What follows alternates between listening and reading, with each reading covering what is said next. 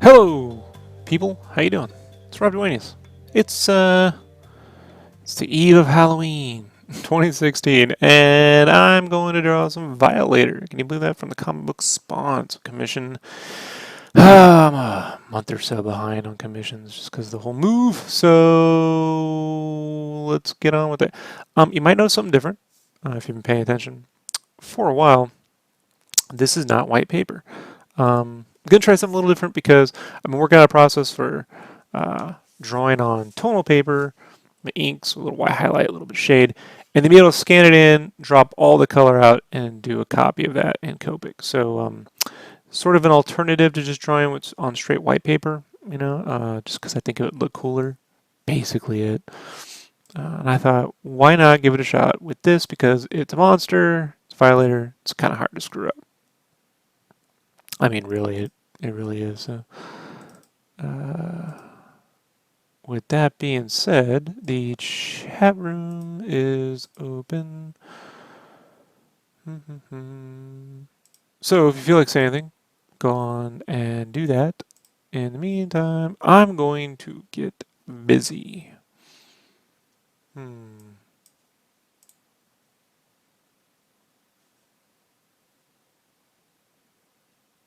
right.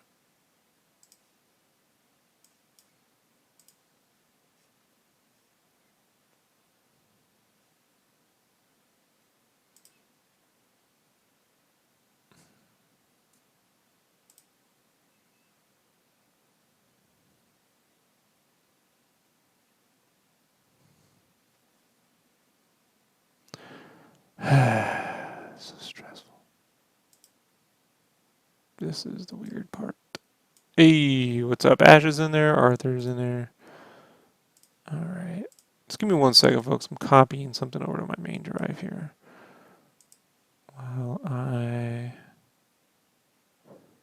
And as always, things never go as quickly as planned.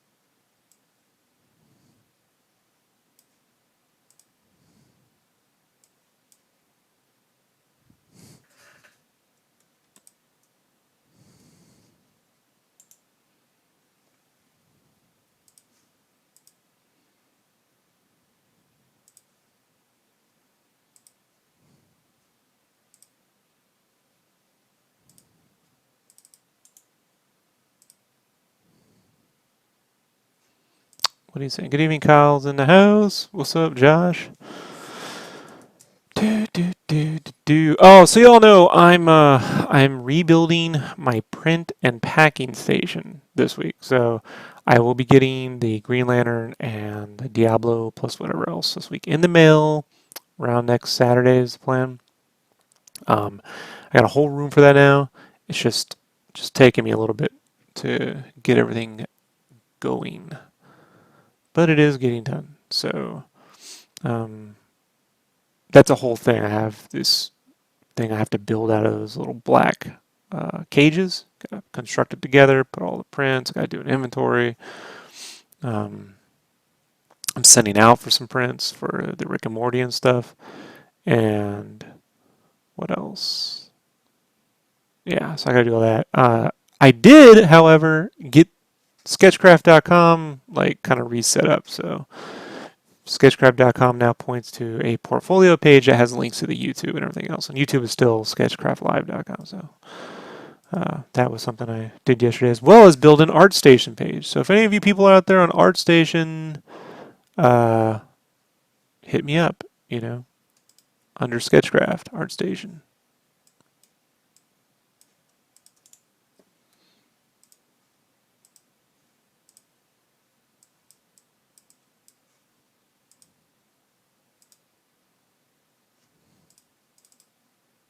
There we go.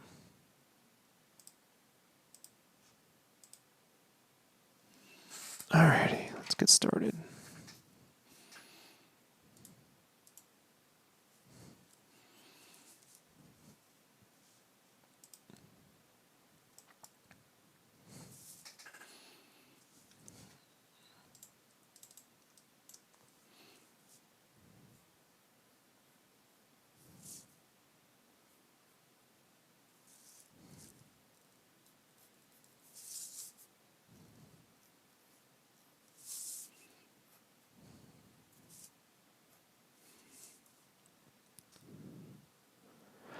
Yep, and I have Josh and White sent some stuff. We're going to go over tomorrow night on the podcast.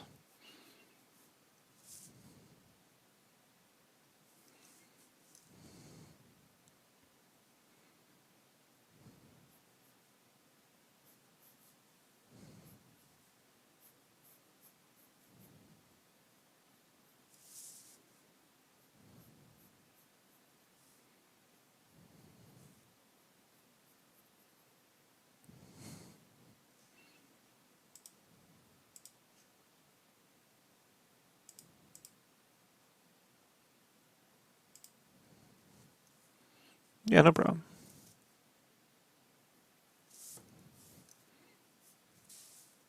And those are in the art tips playlist, so if you want to see some previous ones I've done, you can check it out.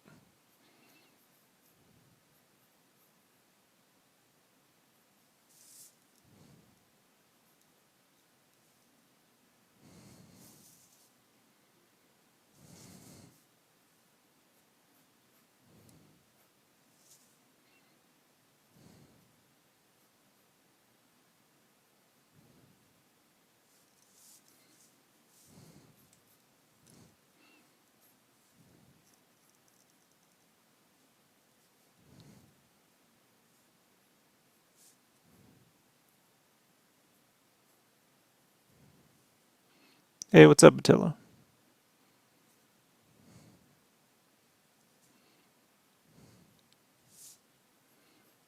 Yeah, they're on the art tips playlist.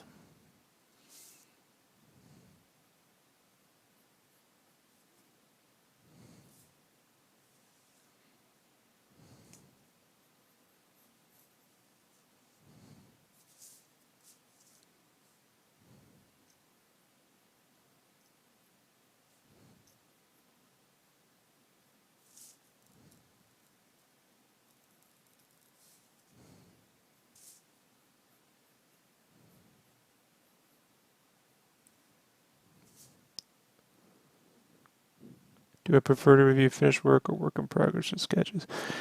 I prefer something specific. Like if you're trying to actually do something, it's easier to say, hey, I'm trying to do this. Here's what I've done, what I'm trying to do.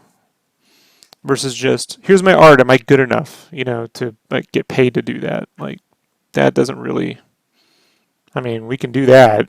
That won't be much of a podcast. Like I'll go, sure. You know what I mean? Like it's easier if you have a specific goal. The more specific you are, the easier it is to help.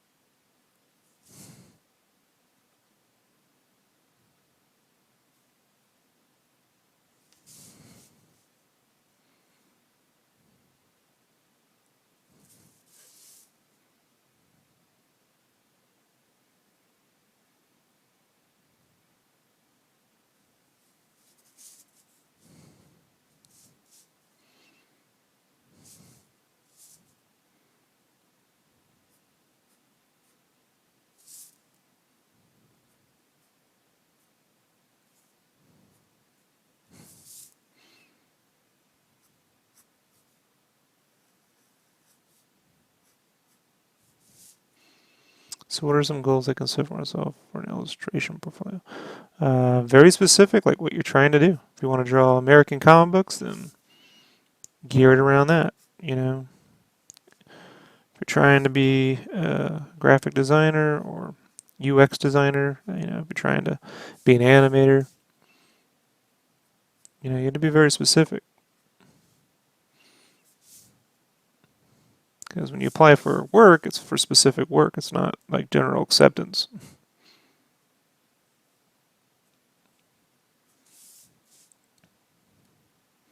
So if it's like for comics, you know, you're talking about obviously things like character construction, three-dimensional construction. That's a given. Like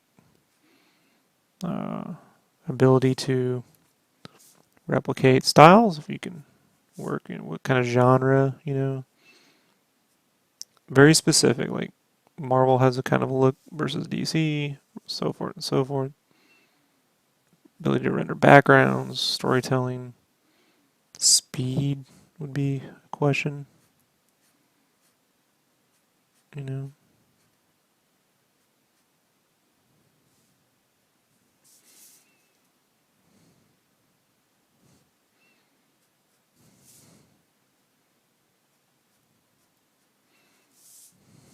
Ability to take feedback because you're gonna get it.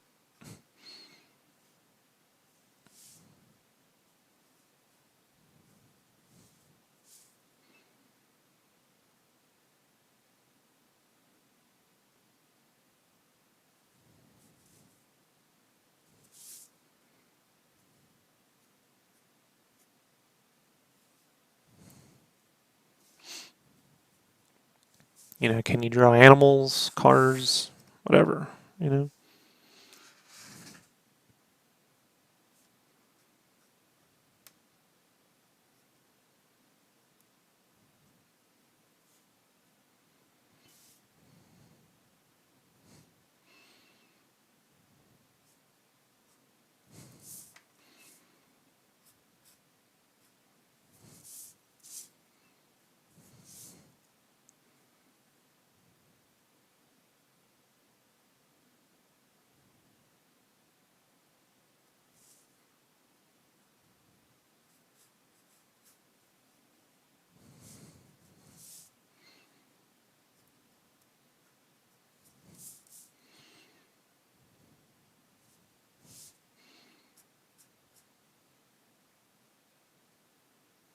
These days, it seems to be very important to be able to draw multiple body types, you know?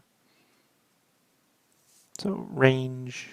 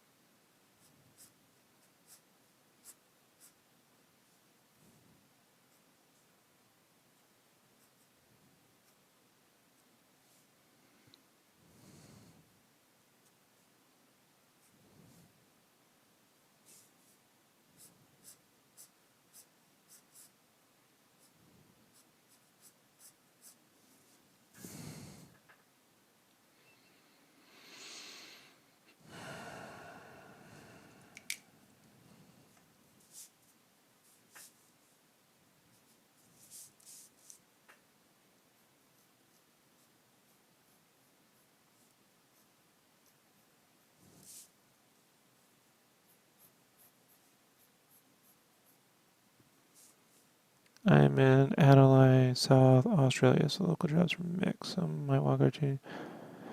Right, so you have to craft a specific portfolio for the job that you're going for, and then another portfolio for another job you're going for. So, like when I show portfolio work for T-shirts, T-shirt related graphic design, iconography, typography, all those go up into the forefront, and then I have my other stuff as a reserve for additional work and skill sets, you know, things that could be brought into that they don't normally see. But if I were going for if I'm trying to submit a portfolio for comic book work, showing them user interface design doesn't make any sense. The idea that you have one portfolio makes no sense. That's why I say you have to be very specific. Portfolios are just like, you know, they're like resumes, right? You know, there's no one resume that goes out to everything.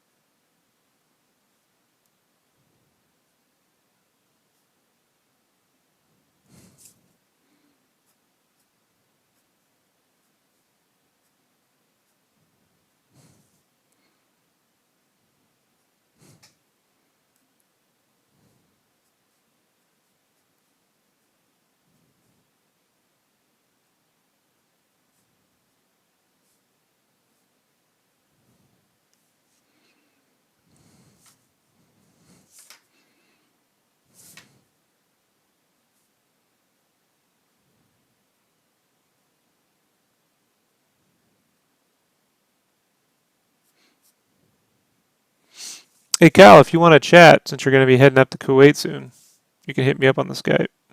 Um,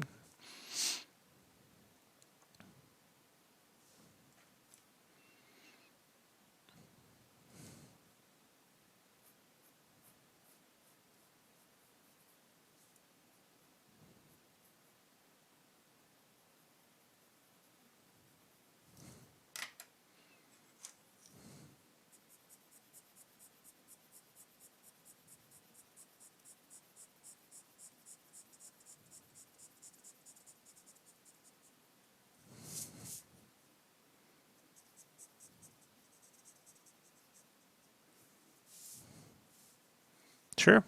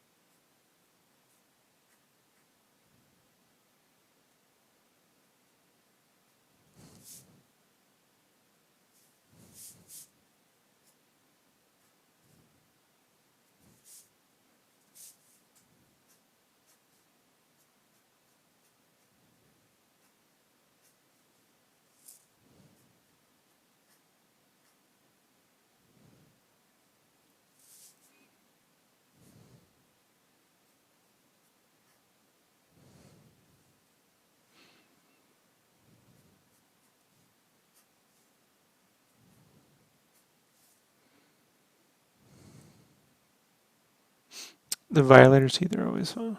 Yeah. I want a big chunky teeth this time.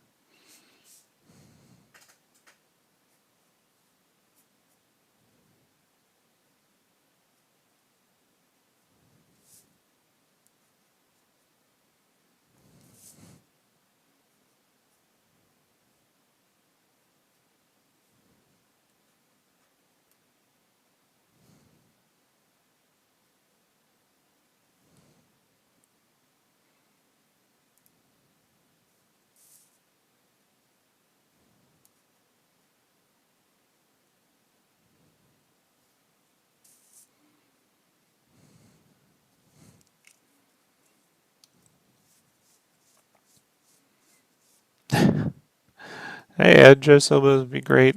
I am more concerned about the take, you know? If they make a Spawn movie, like, who plays Spawn is not the biggest thing I'm concerned with. I just, a movie where Spawn isn't in it, which seems to be the movie they're making. Spawn's just like this thing that kind of happens in the background, and it's really a Sam and Twitch movie. That's what Todd's been talking about forever, you know? I don't mind a smaller thing, but I think a smaller thing should be done like on Netflix, you know? If they're gonna go big, like movie theater big, dude, it needs to be like, you know, heavy metal meets fucking, you know,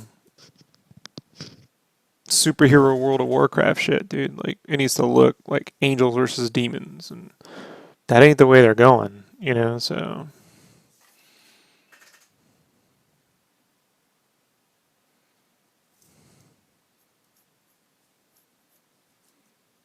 Or the way Todd's going, like, he seems to keep wanting to make this 7 remake, you know, featuring Spawn.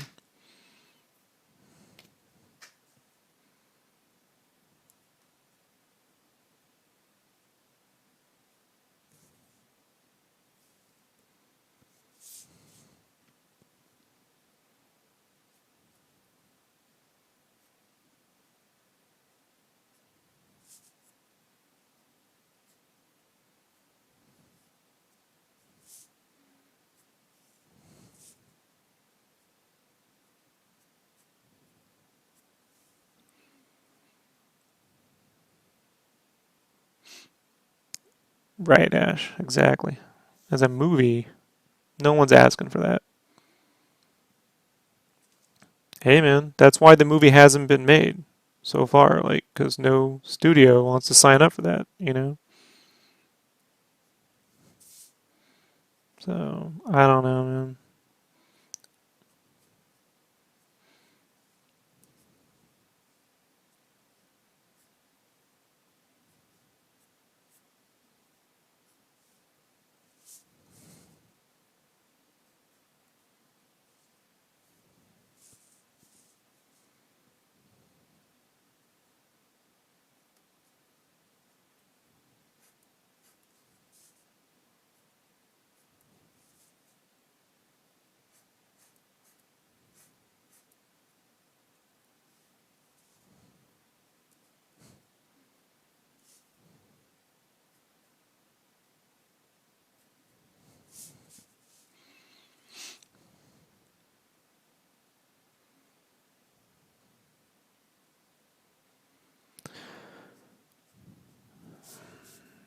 Hey, man, the sad fact is we're probably going to see Angela in a Guardian, a Marvel movie before we'll ever, you know, like Angela will probably be in a Guardians of the Galaxy film at some point, you know, and Spawn will be like nowhere to be seen. That's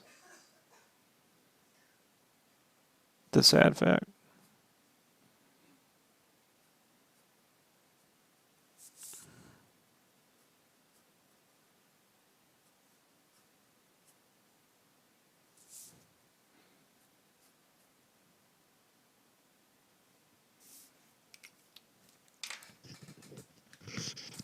Give me a second.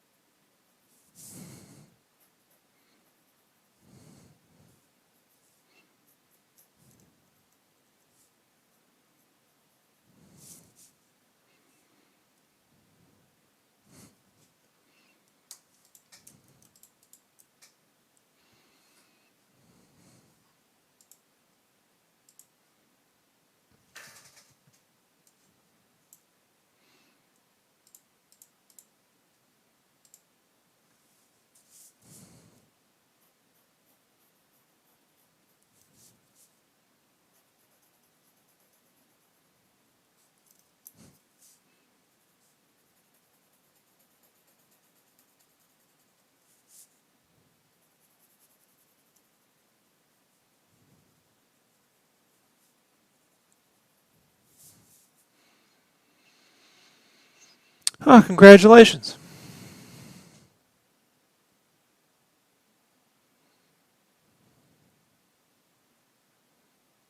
Pretty awesome.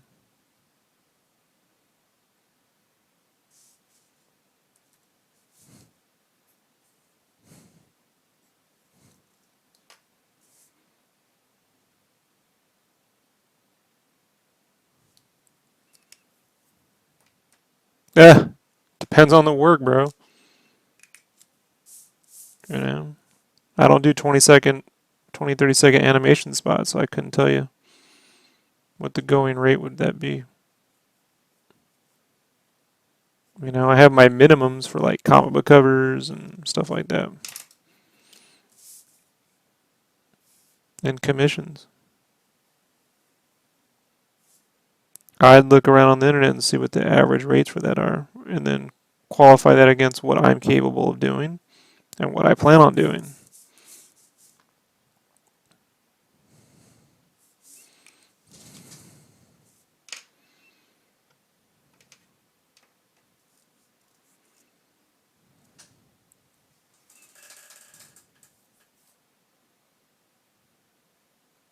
So rather than say, well, you know, it's going to take me this long to animate, I just have minimums. I go, well, my minimum is this, plus you want this, this, and that, so we're looking at something more like this. You know?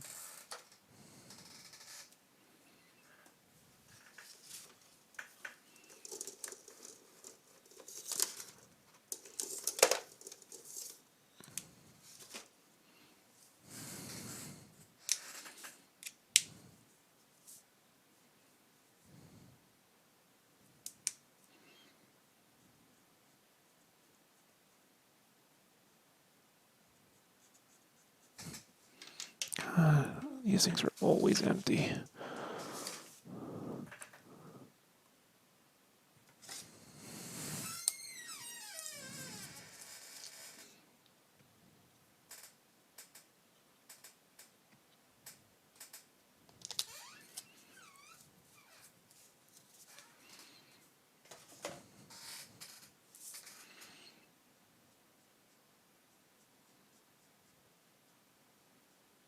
And if there's someone I like, I give them a break. If they're consistently providing work, you know. If they're people I dislike, the price goes up.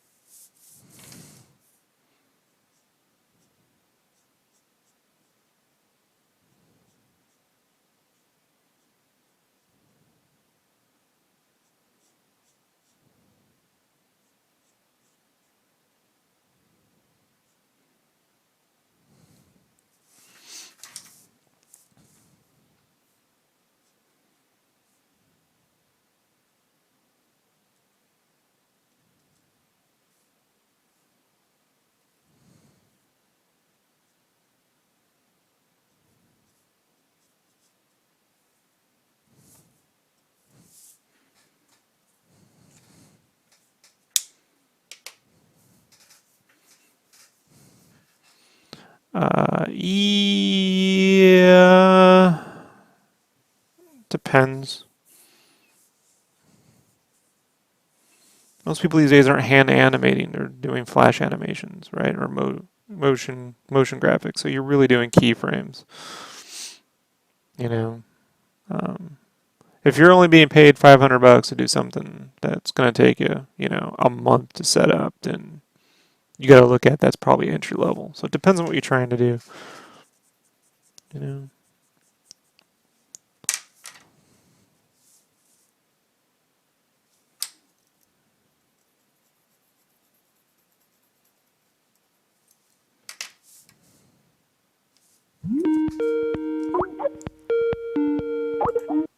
Yo, Kyle, what's up? Good evening. I got lots of questions about art rates, which I don't know, man. Am I the best guy to answer that? Like, is any artist, you know? Yeah, I hate it when I get asked questions about rates. I'm like, Because it's so subjective, Like, it really is. It's extremely dependent upon a million different things. yeah, I get it a lot when someone asks me to do a job. They're like, well, what's your rate? I'm like, well, that depends. Is this like $1 million project sort of thing, or is this a $5,000 project kind of thing? Because my rate should be relative to your budget. Right. Like, how about you guys throw out a number and I'll tell you if I'll work for that. Yeah, it's not on me to, like, the minute you start dealing with people that are hemming and hawing over that, you Hmm. know, like I always say, like for this, I always show like, well, you see this right here. This right here was an entry level comic, and this was no. This right here was a major publication. It's around this area. So there's your ballpark figure. What are you trying to do? Yeah. Like what are you trying to? I try to get to the specifics of the job that is in front of me. Versus just ballpark. Like, what can we get you for? It's like, Yeah. well, because then they're in it for the wrong reasons at that point. Hmm. Or it's a passion project, at which point I have enough of those. Yeah. Like I So don't. Ar- so Arlen was asking, should I lower my rates because I'm starting out? When I mean, okay, I don't work in art per se, but the arts. Um, I I lower my rate even now that I'm experienced if I like the project and I feel like I can get something out of it besides just the pay. So I mean, if it's something that you feel like, if I do this, I'll feel fulfilled and I'm getting more than just a paycheck out of this, then yeah, I'd lower my rates a little bit. But you know, everyone needs to realize you got to put food on your table. You got bills to pay, and I feel like it's a big misconception that people are like, well, artists just do what they do because they love to do it. I'm like, well, yeah, we do, but just like you, we got bills. you know, Yeah. like, people got to pay for their art school that they went I've to, and never had. Here's the thing. Like, he's saying it's his first job. Well, at some point you're going to have your first job, whether you're getting paid for it or you're doing it for free. It's going to be your first job. That doesn't mean anything.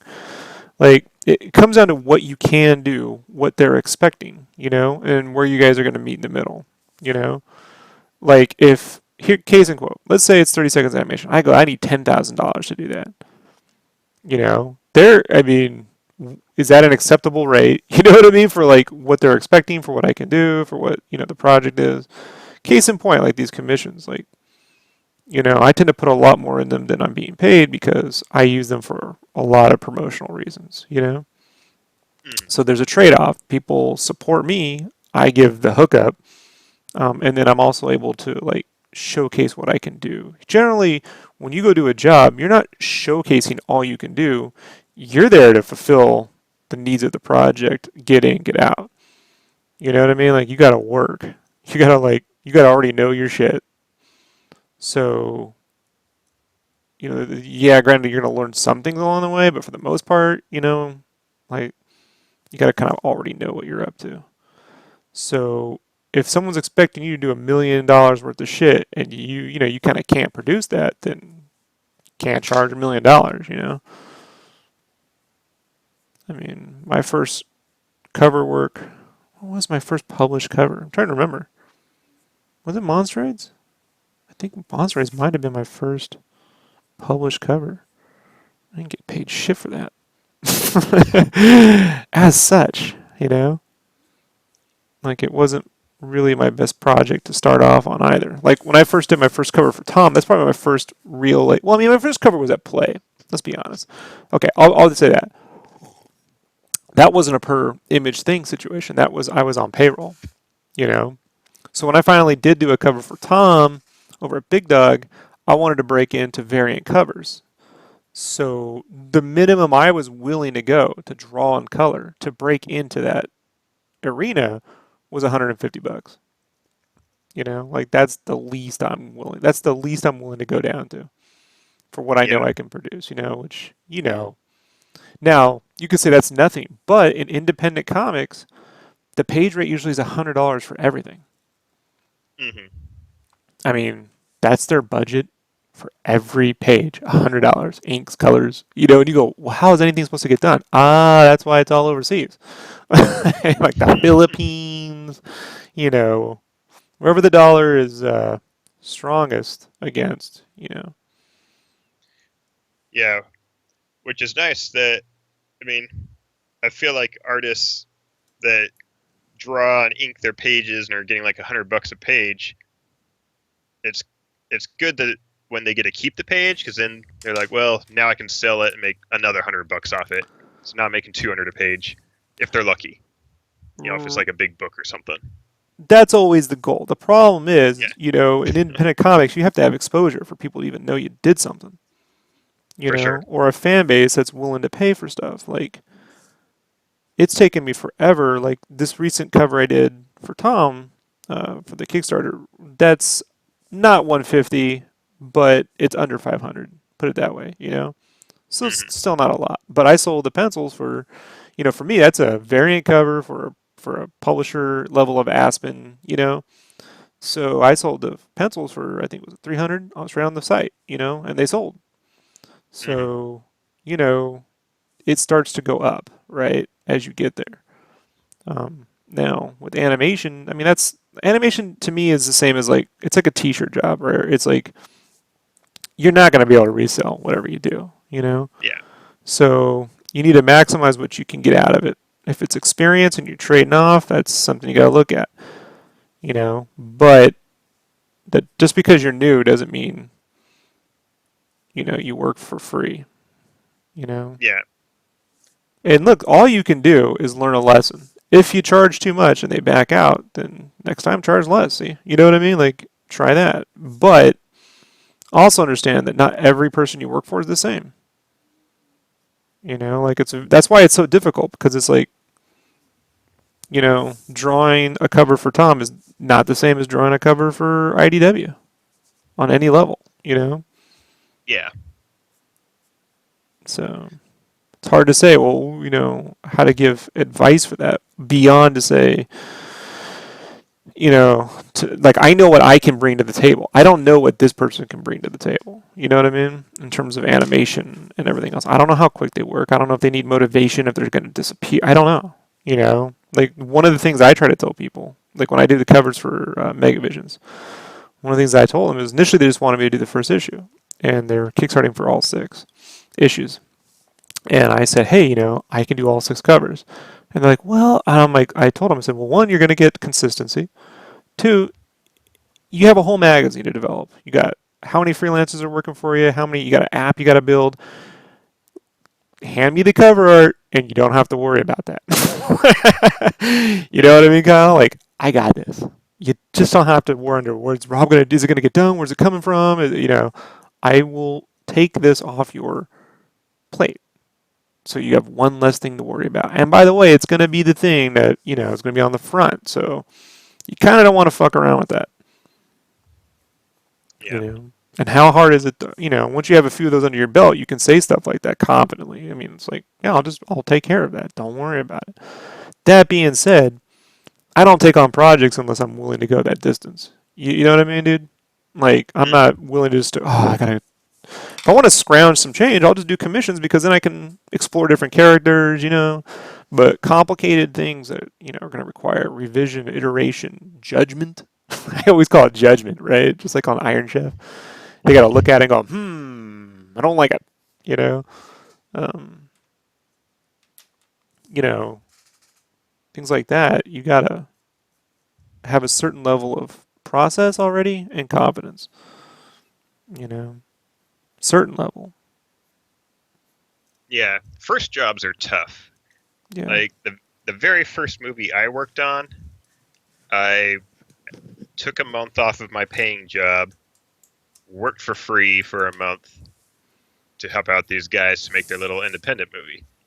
And I mean, part of the reason I did that is to get experience. The other part is I knew these guys, they didn't have like a ton of money. They're just some independent filmmakers, so I knew they weren't taking advantage of me by keeping all the money for themselves and not paying me.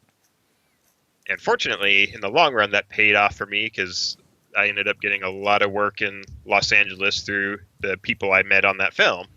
And I mean, that doesn't Luck. always happen. Luck is Yeah. the other. Because I had the same thing too, only the difference is no one ever helped me. Yeah. They all did well, and, here I am. Hello. So, yes, it's the Violator. It's my So yeah, version. Yeah. there's no guaranteed outcome for, the sorts of things where you try to help them out with a super low rate or whatever. But at the same time, you never know what you may miss out on if you don't get the job. Yeah, I mean, getting Unfortunately, your foot in the door is to getting your foot in the door. Like, there's nothing wrong with that. if we had time machines, this decision would be so much easier. The question is, are you undercutting the industry? Like, if it's a passion project, you're not undercutting the industry. They have a budget. If it's like for Marvel and you're willing to work for like, $40, then, well, that doesn't help you someday when you want to make a living. You know what I mean? So that's why you got to be careful that you're not just being taken advantage of, you know, by people that know better. That's a whole nother level.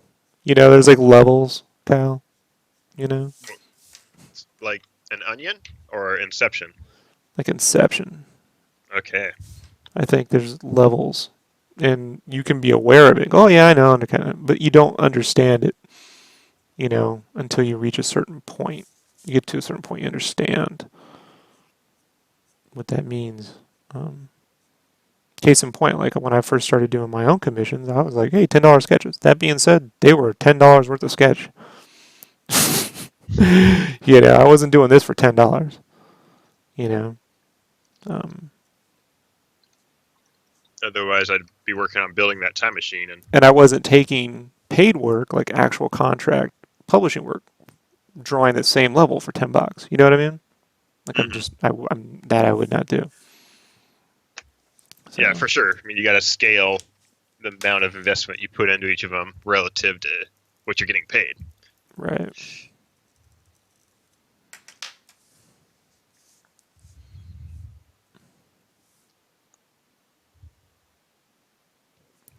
It's hard with the layers. You have to figure out like what do I draw first. This tongue makes things a little difficult because it's going around things. Is this going to be one of your convention style sketches, or is it a little fancier? I'm leaving convention style sketches to conventions. Like, I mean, the Copic renderings are, when they're 8.5 by 11. All the pencils are bigger now, just because I prefer drawing bigger. Yeah. I just don't enjoy drawing tiny. Since I'm drawing kind of with the pens too. Yeah.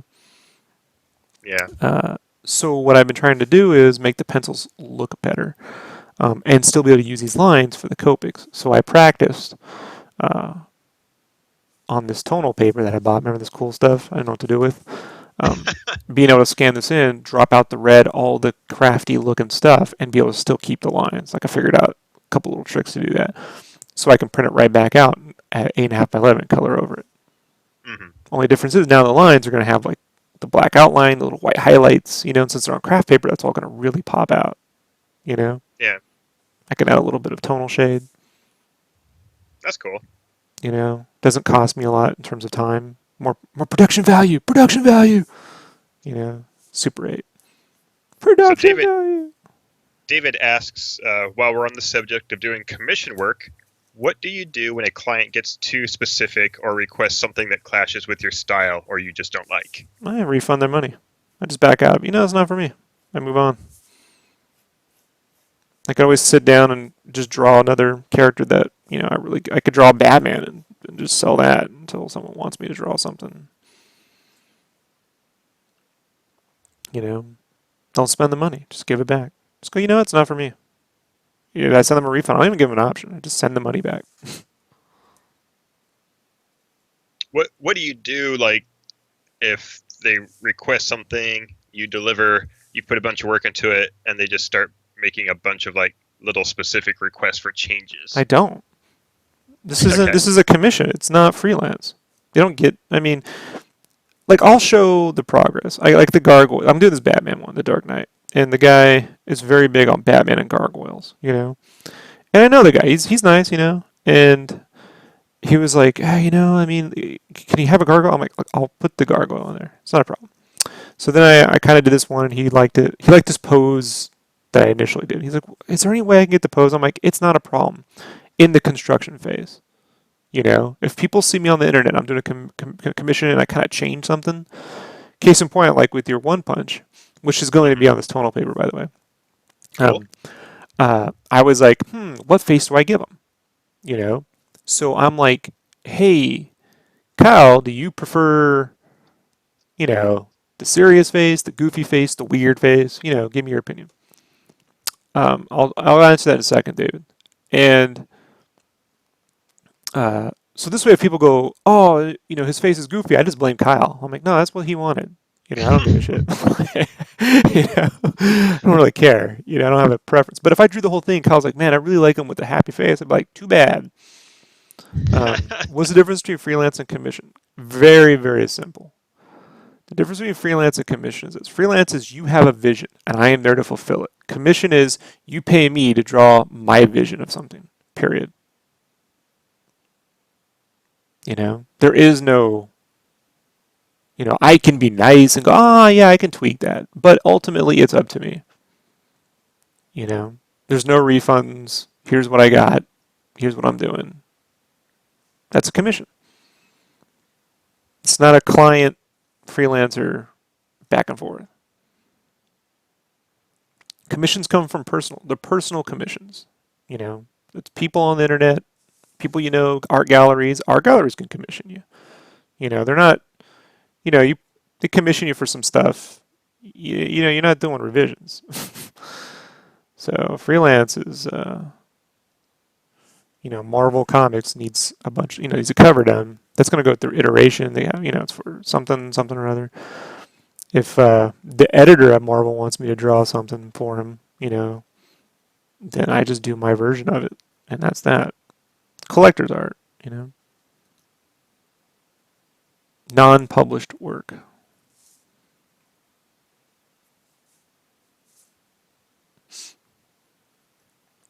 One of the few benefits to being an artist, right? You can do stuff like that. It's like the only thing. It's the only version we have of like being able to like as like musicians who can play the same song over and over again for like 30 years and get paid is that we can keep drawing these characters and. But then you got to find people like Kyle who are willing to buy these things. I mean, Kyle, as a collector, like when you ask for an artist, to draw like something, I mean, yeah, you kind of say, hey, can you lean this way or that way? But ultimately, it's up to them, right? To like, Oh yeah. you know, Yeah. I mean, a few of my commissions, even like the Mononoke you did for me, sometimes I tell them, hey, I want like this character, and they'll send me like three rough kind of just all right, here's sort of three kind of looks I was thinking of. Which of the three do you like for? And then they'll develop that. So sometimes there's a choice like that. But for that the depends on how much you're spending. Like on the oh Mononoke, yeah, you spend real money, so you get to have oh yeah, a bit of a say. I go, hey, what would you prefer to hang on your wall? I'm not stupid. Um, but yeah, like everything else I bought, like I spent $100. I'm just like, this is the character I want, and I walk away, and I come back, and whatever it is what I get. yeah, so I mean, that's also hey, they might draw jack shit. You know, the risk, I, right? I've been lucky. I've only had one commission that I've ever done that I was not pleased with. Oh, really? I don't want to say who, but I'm just like, how'd that go? Like, I'd love the story without names and specific events. No, I mean, I just it was this lady, and I really liked her style. She had like this really cool sort of dark, macabre, sort of Nightmare Before Christmas ish sort of style. Hmm. And so I was like, oh, it'd be kind of cool to get an X-Files like Mulder and Scully. And the piece I got ended up being okay. Um, she went for like likenesses of the characters rather than sort of her own interpretation of them. And Right. and likenesses are just tough. Like if you're trying to do a likeness and you don't nail it, it just looks weird. Right. And I wish she would have Was just done kind of what she does with all her other stuff and gone for an interpretation of the characters. she kind I of mean, overthought it. it wasn't terrible, and I didn't pay a whole lot for it, so I was like, all right, whatever. But I mean, everything else I've ever gotten, I've just been like, I should have paid more for this Mm. because they do such a good job that I feel like I always get more than my money's worth. And part of that is just I try to do my research for artists before I get a commission, and I try to make sure I commission something, a character that plays towards their strengths. So a little of it's just doing your homework.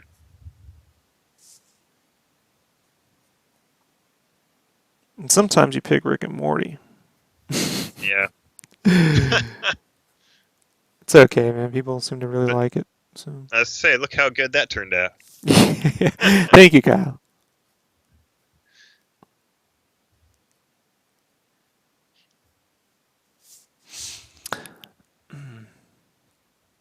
Are you gonna draw a Spawn or just a clown? The commission is just for Violator. So at some point I'll be drawing.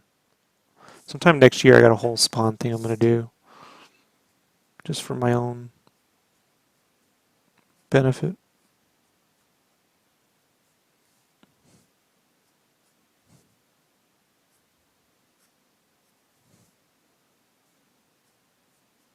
Yeah, I like this paper because it has some. It's not toothy when you feel it. It's smooth, but there's teeth. How do I say it? There's texture in the paper. So when you sketch with the pen, it doesn't just like it's more like pencil or even ballpoint. So scanning this paper and then printing it back out, like the texture like prints out pretty Nope, nice then? no No? texture. It'll be perfectly white. Oh, really? Yep, Okay, so just your line art will have all the texture it'll look to it. exactly like the other stuff. There'll be no difference. Okay. Yes, research. This is when I disappear. You don't see me like streaming for 2 days. That's what I'm doing. It's not me sitting around playing Battlefield 1 all fucking day. Like, it's what I'm up to all Rob's the got time. his crazy scientist lab jacket on. He's back there at Actually, I his do. like I art have table, and I do. I have, I have the apron. I wear the apron. I kind of do. I hope you're wearing like goggles too, just to like complete the outfit. And Well, I do have my glasses, so. okay, that works. Do you have a website where I sell prints or your personal work, or are you just doing commission right now? I do have a shop. It's shopsketchcraft.com. There's nothing in it right now because I don't keep things in there all the time. I will have these pencils will be up for sale, as well as some limited prints and stuff will be up later this week. So I don't keep like one of those giant print things going on, because one, I don't want to be doing that shit all the time, and two, I do little Kickstarters every other year, so we're all sell prints, and I prefer to group them that way. But at shopsketchcraft.com, if you go to sketchcraft.com, all the links to everything I have is right there now. It's nice. You go to Sketchcraft, and there's just icons. You can click on each one and go. Little shopping cart will take you to Shop Sketchcraft. I did that Saturday. And it works on mobile and everything else. So. You can also get prints from Rob if you hit him up at Amazing Con, Arizona or Las Vegas. Oh, the Amazing Las Vegas. Yeah, Amazing Las Vegas. I'll be there in June. Supposed to be in that one in January. Amazing Phoenix? Amazing Arizona. I can't remember what it's called. It's called Amazing Arizona.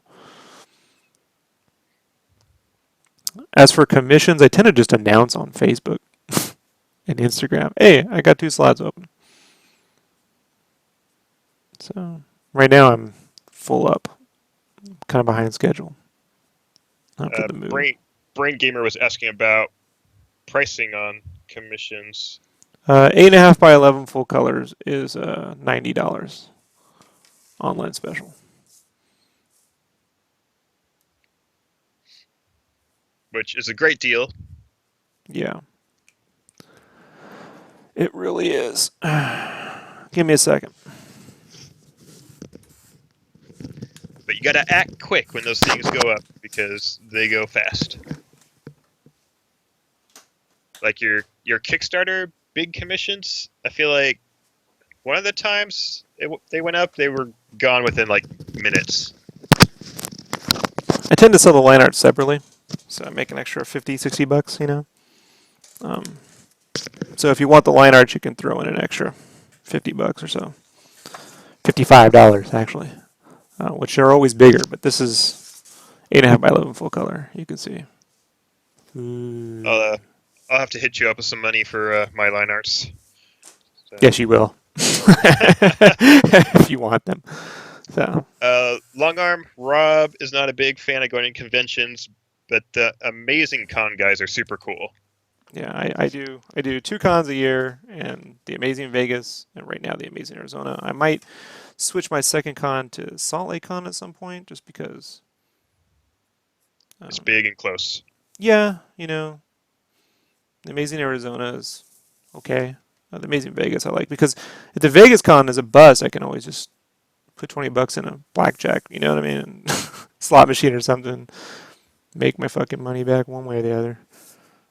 But no, I don't hustle cons. You see, at least in Vegas, there's the possibility, Kyle, of making your money back, you know? Like everything else in Vegas. Right. David asks, how far out is your waiting list for the commissions you're working on now? I don't Weeks, make a waiting months? list. I don't make a waiting list. So, I don't have one because I just don't like following up with people. So what I do is, I would say, with the way everything's going, November will be open. I'll have about 2 or 4 slots open in November. Sorry, December. It's the end of October, right? Yeah. So in December. November's full up. So I might have something at the end of November I can get started on, but I still have another cover to do and everything else. So. And who knows what other jobs will turn up during November. So. No, I'm not taking any jobs. I've turned down work. That's what the people understand. Like because I got the prints for the power prints. I guess, yeah, it's turning into be a nice little adventure. And I don't know, man, dude. You know, like you got to let me out of some of that stuff. But anyhow, this has just been a wild year, man. You know what I mean? Like that. Everything that could happen has happened. Well, here's the thing that happened with the power prints that was first weird, right? That Kickstarter took over a month to release the fucking funds to me. You know? Like, that was the first weird part of it. Like, I've done 8, 9 Kickstarters. The funds always just, once the thing's done, it collects and you get your funds within that week, you know? It took them over a month because they had switched some bank or something. And so this new bank just didn't know how to verify me, and I got trapped in their little system. So there was that, you know. Then there was all the little things I had to make in between, like the saucies and stuff, which were part of the Kickstarter, you know. I'll finish this, I'll finish that. So then I was doing that. Then my mom died. That was something, you know. So I had to deal with that nightmare. And then, what else? Then there was Vegas Con, which ate in, you know, three weeks worth of effort, right? And then I had to move to Idaho, you know. So it's like. David was asking how long till you're done with your current queue, not how far is a wait list. I'll be done in November. Yeah, so we're looking like a month from now, about. Yeah. And that's being very conservative, bro. You know what I mean? I don't have that many to do. I'm just, as you can see, like, this isn't taking me all night. You know, like it's for what this is. This is 11 by 14. You know, I draw these things fairly quickly. The thing is like I've been juggling this game cave and power prints plus all this setup around here. Like I still have to rebuild the print station where I pack all this shit. You know, so Yeah. And not only that, you also have your game cave, which is your personal project that you're working on in between all this commission and other stuff. tell me about it, bro. Yeah. So, but this month it's not really a big deal. It's just the bigger thing has been like just getting everything set back up. Like the internet took a month to get back up around here, you know? Oh, and then the Cintiq died and the printer died. The Cintiq died and the printer died. I mean, it's been a wild year, dude. Like I just want a year of chill. And then of course, who knows? Whoever gets elected this month, that might not happen. So you know? And folks, I have no idea. You know what I mean? I have faith in nobody at this point, so Long arm, yes. It was a move to Rob moved to Idaho from San Diego. yeah. So he's gonna That took cold up weather. that took up the 2 weeks of August and the entire month of September to coordinate, plan, and execute. You know, Plus all the time setting up your new studio and getting all that yeah, squared that's away. still not completely done. It's just like you Yeah. have to set up only so much of it. And you're like, well, the rest will just slowly occur. Yeah. You know, you So let a lot of yes, that. it's been a wild year for Rob. Whew. Lots of You know, the thing is, Kyle, wrenches thrown into that. I'm a pretty drama free dude. Like I don't really like this is Yeah. all not, you know, like Yeah, you're not just being dramatic. Like this stuff actually happened. yeah, like I'm like guys, I hear you. Like it sounds like every week Rob's got something new. I'm like this is new to me. Like I've never been in a situation where both my parents passed away within 12 months on top of being laid off on top of, you know, I mean this is crazy. It's crazy, Kyle. This is weird. Arlen asks, "Are you voting?" Am I voting?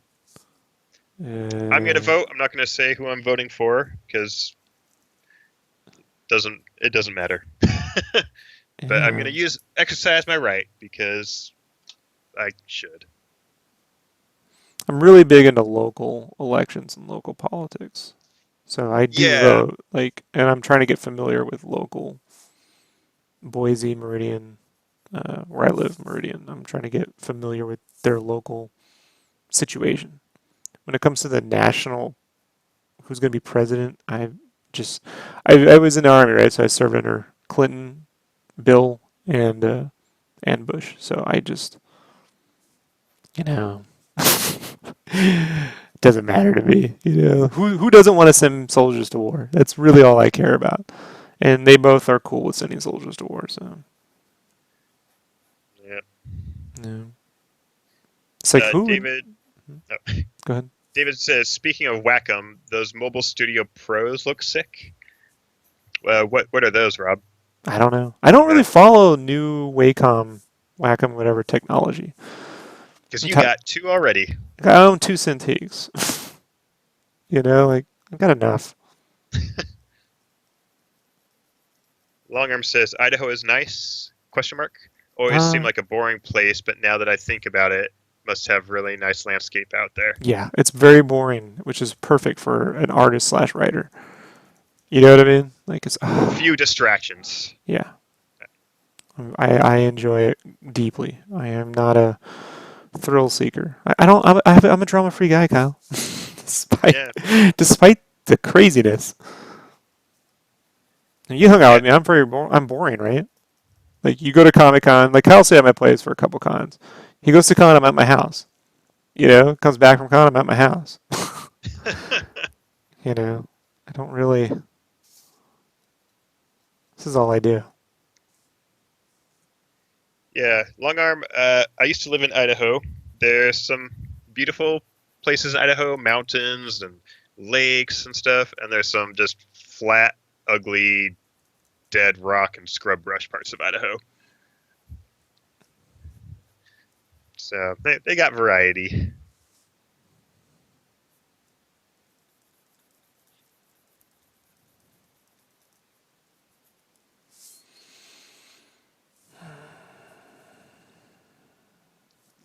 Hmm.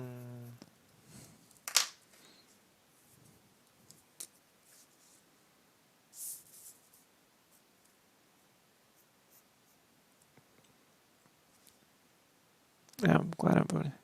Yeah, we vote. I vote. Just I know I keep voting. I want to go to jury duty. I enjoy jury duty. The only thing about jury duty that pisses me off is the jury seems to be the only people in the fucking courtroom who can't have a cup of coffee. You know, like judge can have some coffee, prosecutors can have some coffee, defense can have some coffee. Everyone in the fucking room, including the person going, if it's a murder case being tried for murder, can have coffee, but the fucking jurors can't have shit. I don't know, guys. You know, it's only. Long arm asks, just way cheaper up there. Yes, San Diego, where Rob lived before, is one of the more expensive housing markets and just cost of living. Idaho, so much cheaper. Yeah.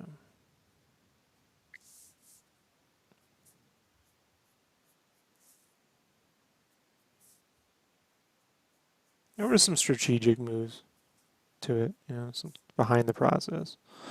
But job availability for my wife was sort of a thing too. So there was a bunch of different things on the table. Staying in California wasn't one of them, sadly. Like there are things in Cali I enjoy. I mean, I enjoy going to the LA Film School to see, case in point, next week, Arrival would have been. Awesome. I know, that's why I was like, you want to go? You got to, like, keep going for me, though, to keep my shit active. You can print it out. You know what I mean? And Yeah, so I'll just give you the just printout link, you know? So when you can go, you got to go. Just keep it relevant. oh for sure. Like Arrival, I really wanted to go see that, but like, Arrival or go work in Kuwait for a week. Like, well, it's probably more important to work You're for a week probably than safer in Kuwait because I got fucked up the last time I went to X-Men Apocalypse at the LA Film School. got some weird disease. It's not pretty.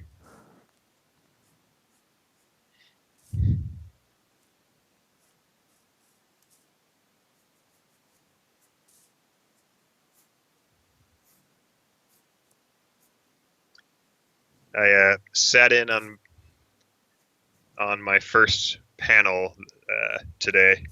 Oh, how'd that go? It was fine. I just hate being in front of people. But fortunately, there are a bunch of other people on the panel, so I just mostly let them talk.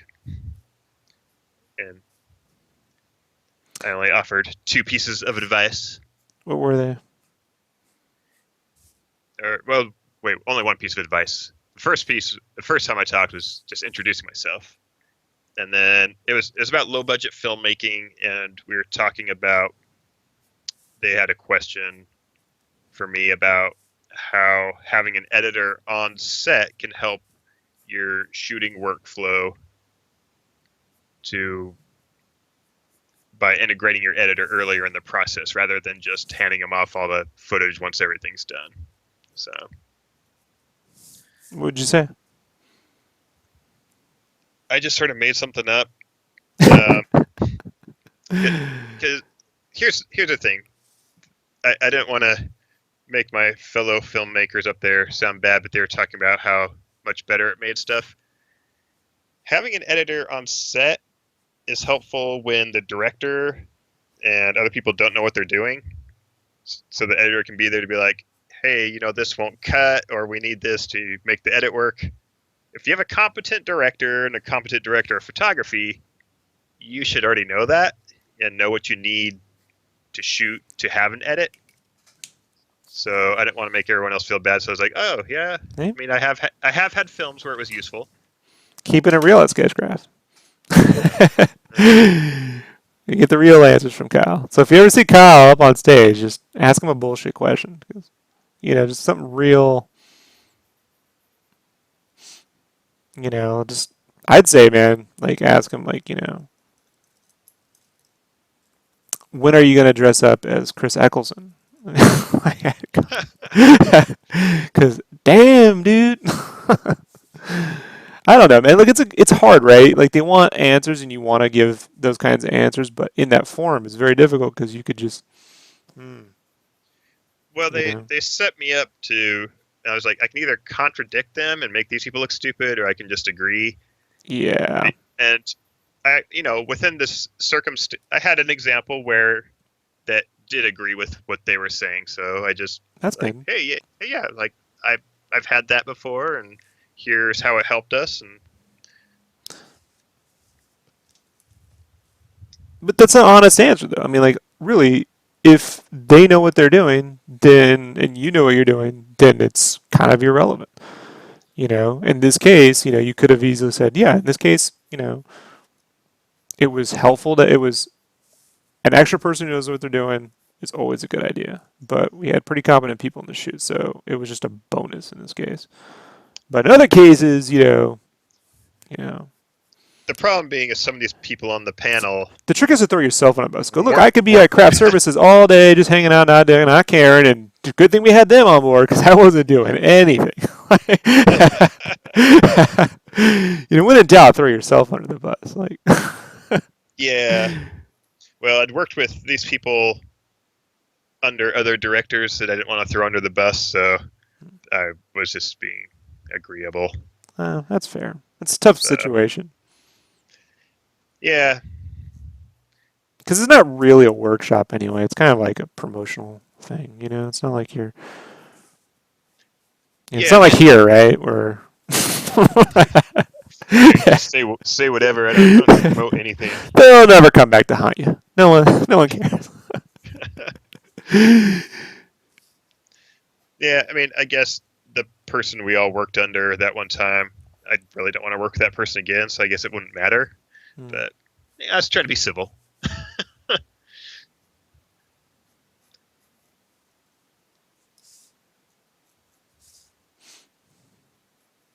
It's kind of like if you're there at a panel and you're with your writer friend and someone says, "Hey, what do you do if a writer hands you something that you hate drawing? You just think it's horrible, And you look at him, well, and you're thinking back to every script you read that they wrote that you hate, and you can't actually say that stuff.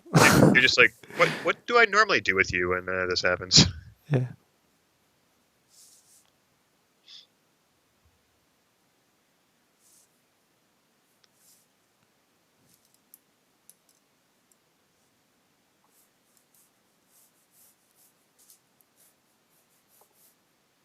I like your segmented eye ball on Violator there. Oh yeah, just popping out. You ever read the Violator miniseries? They No, did 3 issues. Bart Sears drew the first two, and he, I don't know, couldn't finish the fucking last one, so Capullo stepped in and did it.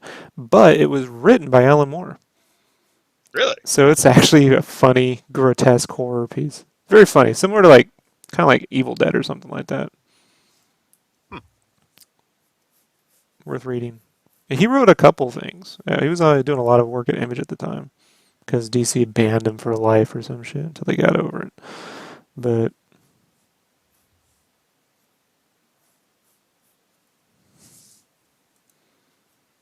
he wrote this Spawn Wildcats crossover that should not be entertaining at all, but surprisingly was because you're like, why is this guy? Oh, Alan Moore.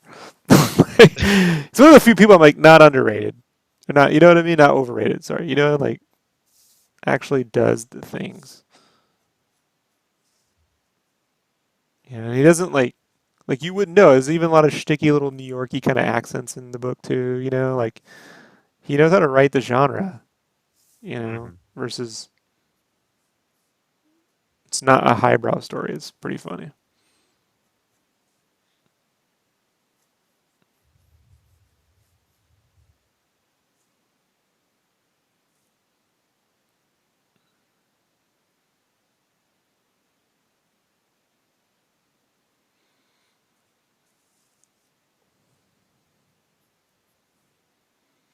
And my buddy, who is out a fisherman now, got back to me the other day, and he's like, "I finally saw The Force Awakens." No, man, I just don't like it. I'm like, all right, you don't have to like a movie. He's like, yeah, and then he started to tell me all the reasons why he didn't like it. I'm like, okay, like there you go. And he's like, it's just not dark enough, Then he's like, oh, that Guardians of the Galaxy was amazing, though. And I'm like, now, see, now you're pissing me off. Yeah, you're like, talk about a movie that wasn't dark enough. Like you can't get. I loved Guardians, but it's just like you can't get much more lighthearted than that. But you can't say you don't like movies because they need to be darker, and then go, that Guardians was fucking. That's how you do it. You're like, well, all right, you know. I liken The Force Awakens to Iron Man 1. Is it like the best superhero movie? No. Did it get everything off to a pretty good start? Yeah. Does it have a weak third act? Certainly. Let's hope the sequels don't end up like Iron Man 2 and 3. Let's just all hope. you know? Speaking of Iron Man, the biggest waste Marvel has done cinematically? The Iron Man theme from the first movie. That is fucking genius. Now, the sound mix in the film sucks. You can barely hear the fucking thing. Whoever mixed the sound, people go, how important is sound? Well, go listen to Iron Man 1, and that's how you fuck it up. Go listen to the Iron Man soundtrack, the actual score, right? And it's like, whoa, you can hear all the themes. And you're like, they never use that guy again. Oh, what did he go on to do? Maybe you've heard of the theme to Game of Thrones. right? Oh, and you're like, well, maybe he's a one-trick pony. Oh, no. He just did the Westworld theme. Yeah. That guy needs to be picked right back up from Marvel. You know what I mean? And put on some serious heat. I mean, for real, dude. Like, that guy gets themes. Westworld has a theme, dude. Like, he gets theme music, man. Game of Thrones, amazing music. And that Iron Man, that first Iron Man, like, I actually mix it in my playlist. I have the mix of the Iron Man theme from the first movie, uh, Pacific Rim's theme song, and a track from Real Steel, all mixed into one, and it's like the ultimate Iron Man music. If you ever want to construct something, if you ever want to build something, that's what you listen to.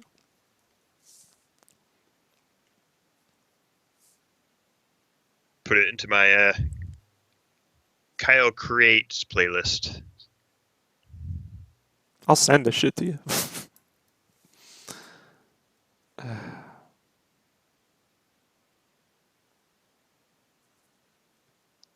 Where is...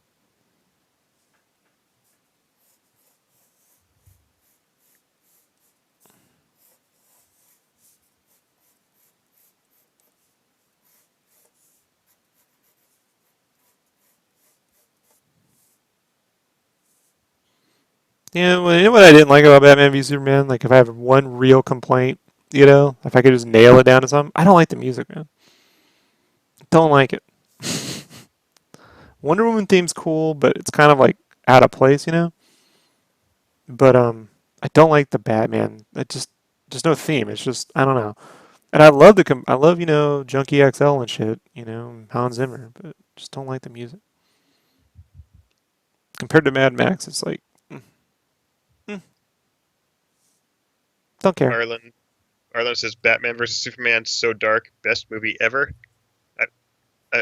Is that sarcasm? I believe so. Okay, it's hard to tell sometimes in type.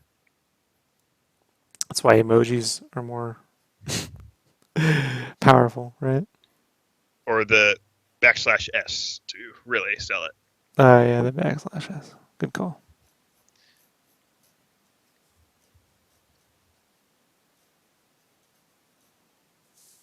I mean, I won't fault you if you really liked it, Arlen, but I would not put it as best movie ever, even if you liked it. We all know. I covered that. It's kind of just scriptorally broke, Goal, motivation, conflict. Yeah, I'm just saying, out of the millions of movies made, there's some better ones. Speaking of which, have you seen John Wick? I have. Okay. So I did pick him to direct Deadpool, right? One of those guys. I said one of those two guys needs to be picked up. And now guess who they're talking to direct Deadpool 2? Oh, wow.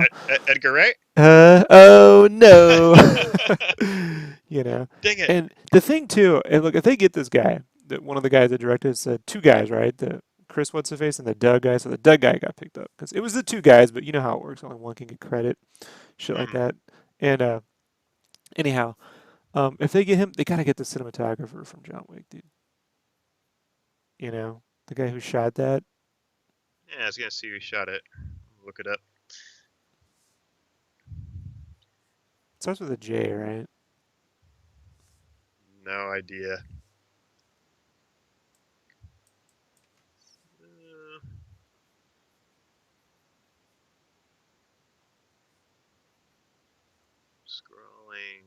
scrolling. Jonathan Sela? Yeah. Starts with a J. Who's did A Good Day to Die Hard, Max Payne, which is one of the worst films I've ever seen. It looked fine. Yeah, but you know, whatever he was doing on fucking John Wick, he needs to look like that.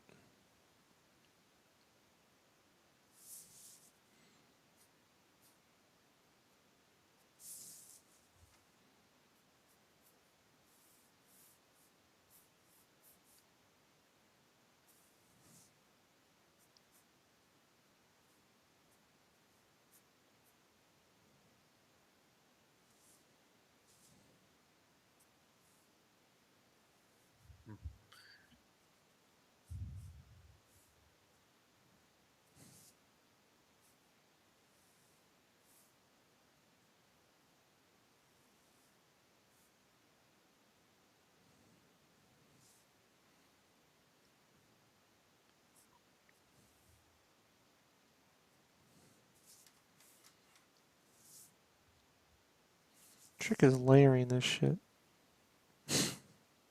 Like, what do I draw first? I don't know.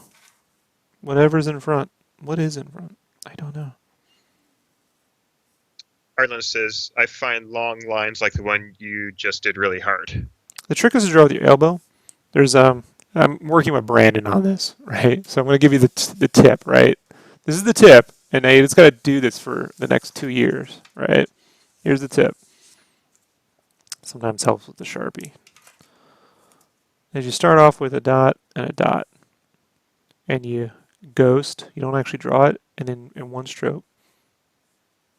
And you can go slow.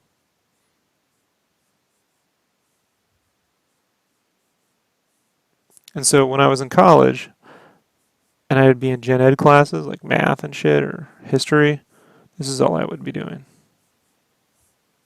And then you draw the dot a little further out.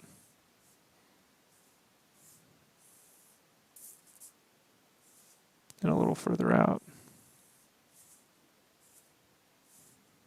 I've seen Brandon posting some of those on Instagram that he's been doing his pages of lines. The goal isn't so much to draw the world's straightest line. It's that your eye and your hand will go where your hand will go where your eye is looking. That's really the goal. And the more you start to do that, the more you start to create, you're gonna go elbow lengths. So, you know, I'm always looking at the end point. I'm not really looking at, the line trying to follow. So that's why he's like, "Oh yeah, I did that one time." I'm like, "One time isn't gonna cut it, Brandon." Like, Hey, you gotta train yourself. and it It helps to becomes go fast. if you're It becomes right-handed. natural. If you're right-handed, it helps to start left to right. If you're left-handed, it might be easier to go the opposite direction. Depends. I'm not left-handed, so I can't tell you.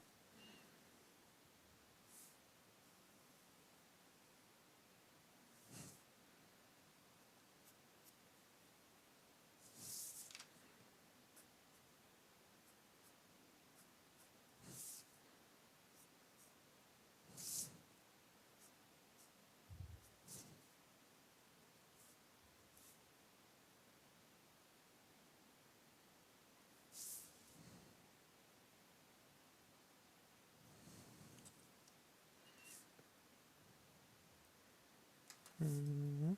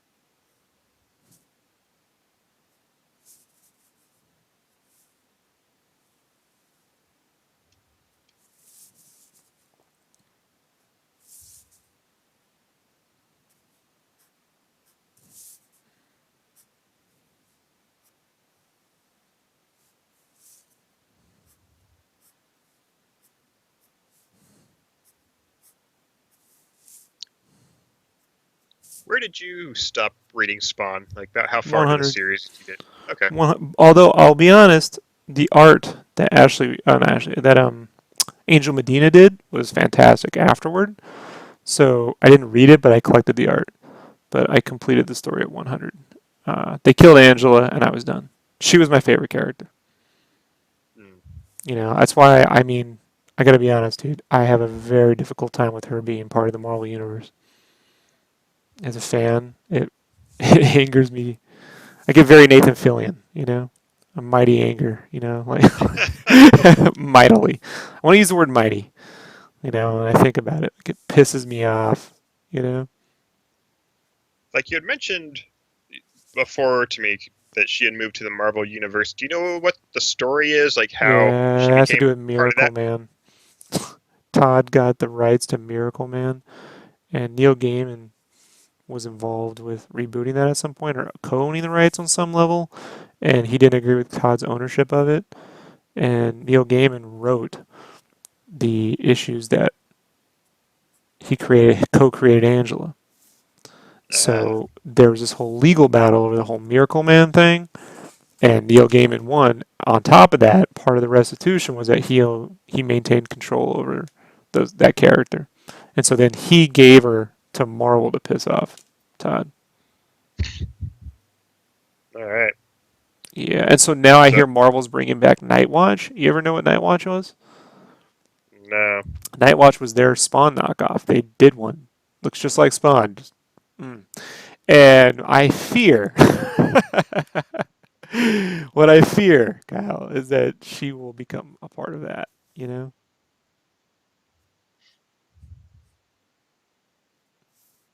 That Hmm. just pisses me off, dude. You know? Look, I like Neil Gaiman as a writer. I really, really do. Stardust, American Gods.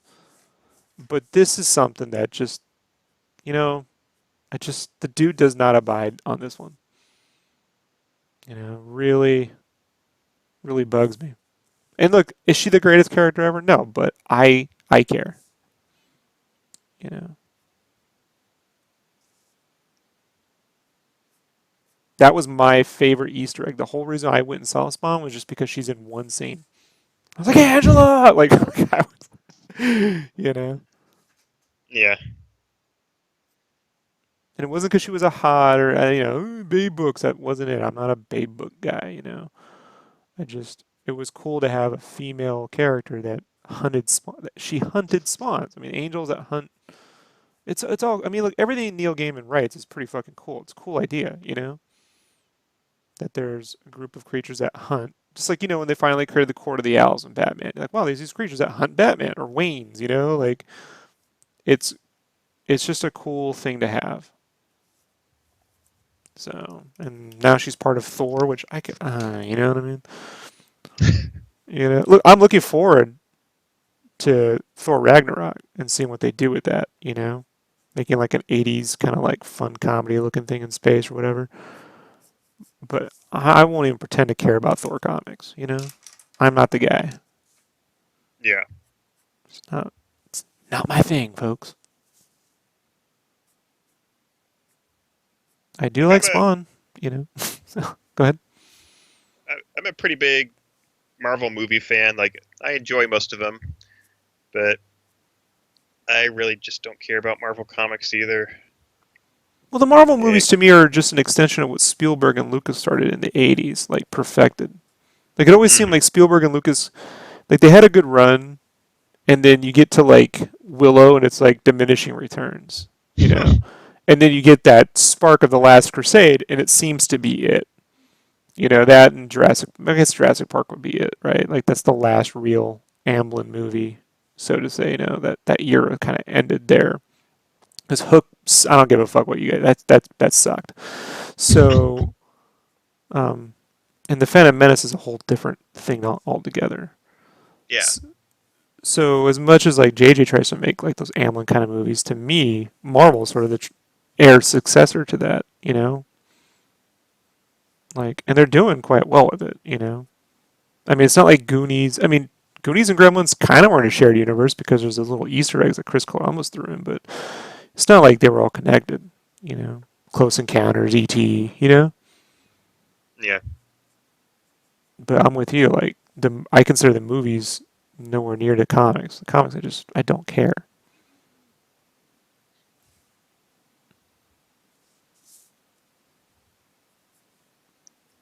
And I think Yeah. it's. Go ahead. Sorry.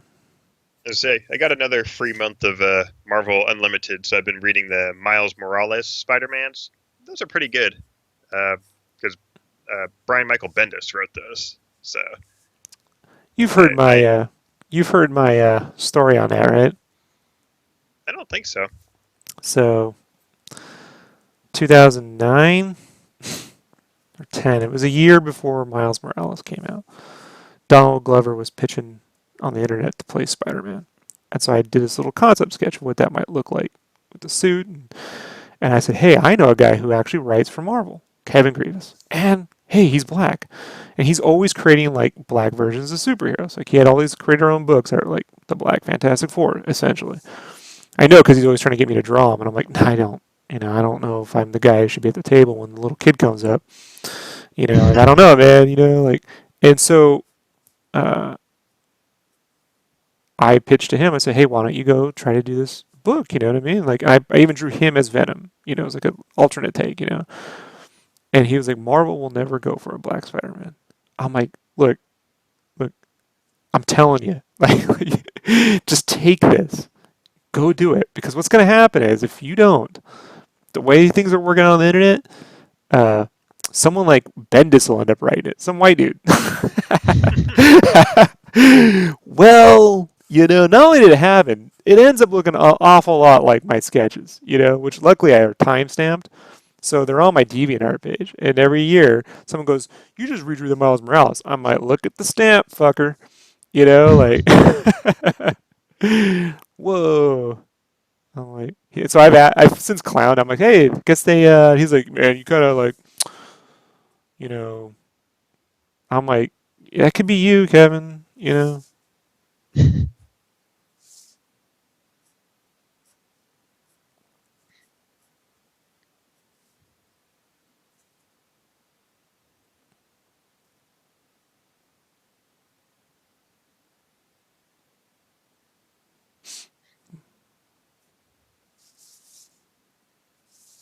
once I finish up the Miles Morales run, if I still have some days left on my 30-day free subscription, I may check out some Squirrel Girl. I've heard it's pretty good. I guess, man. The thing about the Marvel movies is they play at you. What if I were Iron Man? Is essentially what you're doing. What if I were Captain America? What decisions would I make? The books are Mm, more about like soap opera. What's happening to the character this month? You know what I mean? And yeah, like I don't care about that. That's not. I'm more like I like Sam Peckinpah movies where you're in the trenches with like experiencing the situation versus more relatable. all versus these giant plot driven like soap operas. I don't like too much plot, Kyle. That's why heist movies are difficult to make because they kind of want to, they get to the plot of it. You're like, I don't know that. Does it need to be that? Does it have to be this giant ruse? This big machination, these giant. It's kind of like what was the ending to? I like Mission Impossible 3. No, not 3. Was it 4? The one with the giant car thing. Like I like it a lot, but they get to this giant car thing at the end, this giant like car parking lot, and I'm like, this just could have just been in a parking lot. It doesn't need this giant like Rubik's cube like contraption at the end. It could be a little more simpler, Hmm. you know. Like I'd rather just feel the experience of being there versus trying to like impress me with all these machinations and shit. Like this now, Captain America is part of Hydra, and there's all these things going on. This person was really that person, and there's double cross. You're like, oh fuck, like versus there's an angel and she's here to hunt spawns and there's no way he can win this.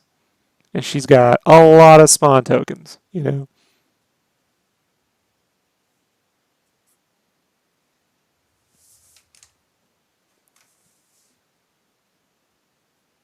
That's the only thing that really scares me about this, like Justice League movies. Like, I mean, how plotty are they gonna get with this? You know, like, yeah, Dark Side. And, I don't know. It's the difference between like Westworld and watching Arrow. I just want to experience being there. I don't really want every character needs to point everything out to me. You know.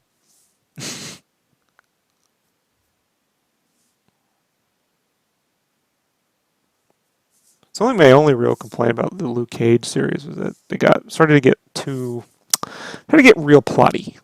You know, I don't need it. I get the appeal. The guy is a fantastic actor. The character's extremely likable, and we all wish we were fucking invulnerable. You know. And it just has an awesome soundtrack. Well, yeah, the soundtrack doesn't hurt, bro. You know. Like they got that one right. But when they start like manipulating things, it's like it's very Shyamalan-y, you know. Yeah, I try to forget about that guy. I still love Unbreakable, you know. Oh Can't yeah, take, and to me, like Luke Cage is like that's what Unbreakable should, like like an Unbreakable.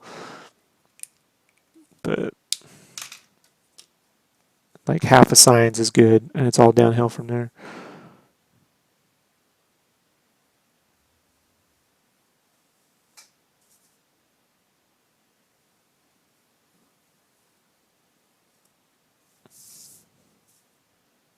Ash says I didn't like when he stopped that car like he was Superman. That's not really the things that bug me. What bug me is when it's just you did this because there's that, and you got to do this, and you got to become this. It's like, dude, it's very simple. We made some decisions. They didn't go as planned. People died because of it. Now there's a reckoning. You know? And what are the consequences for those actions? You make choices and you have to pay for them. I like my Shakespeare, bro.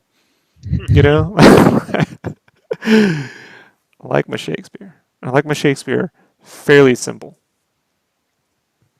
I will say, Ash has a point.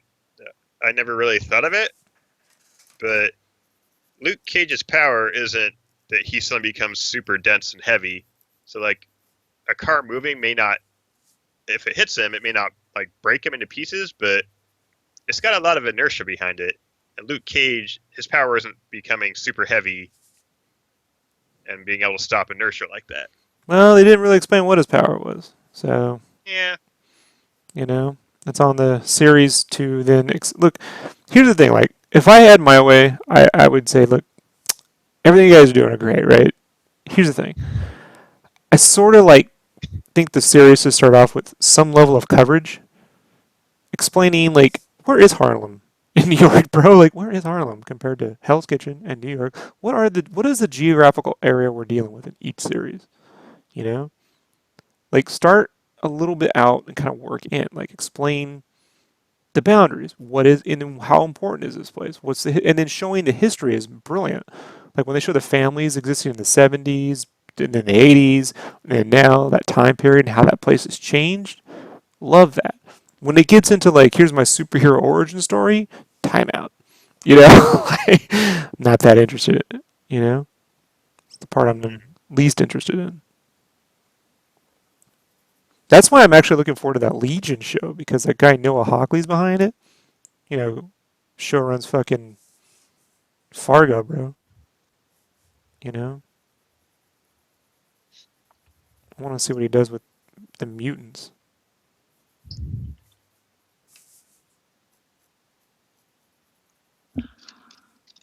But then they have to explain the power. Like, what is the difference between him? Does Jessica Jones just have super strength and he's just super invulnerable? So if he's super invulnerable, it still hurts, right? As Wolverine would say, every time. Like, Yeah. get into that part of it. You know?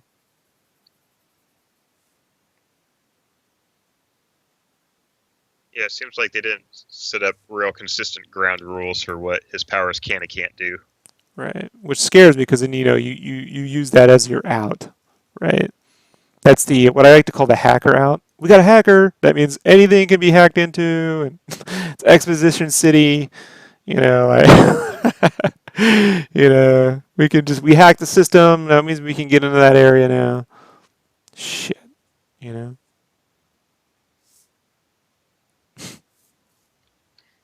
Yeah, I But just watched The Core last night. what's that? Uh, the Core? You know what? You It's got me, dude. I don't know it. it's basically Armageddon, but instead of going into space to stop an asteroid, they go to the center of the Earth to restart the Earth's center. All right. Well, did they find dinosaurs while they're down there? No, it's Fuck. almost that bad though. Oh. I had to watch it because Netflix loses it in like on the first, and Big loss. my brother's girlfriend is a geologist, and she loves watching that movie because it's just so geologically inaccurate. You know, that makes it difficult. It's like, as an independent writer, say I put together a book and I want to talk about guys going to the center of the earth, there's only so much research I can do versus getting a fucking book created, you know? So if I'm not technically, like, proficient, I'm not going to be Tolkien. I'm not going to sit here and spend 30 years getting really great at geological nonsense to write this fucking book. Um, then you have to kind of keep it very simple and make it about the experience, right? Hmm. Maybe base it around a specific incident of mining or something like that, and just keep some ground rules in check.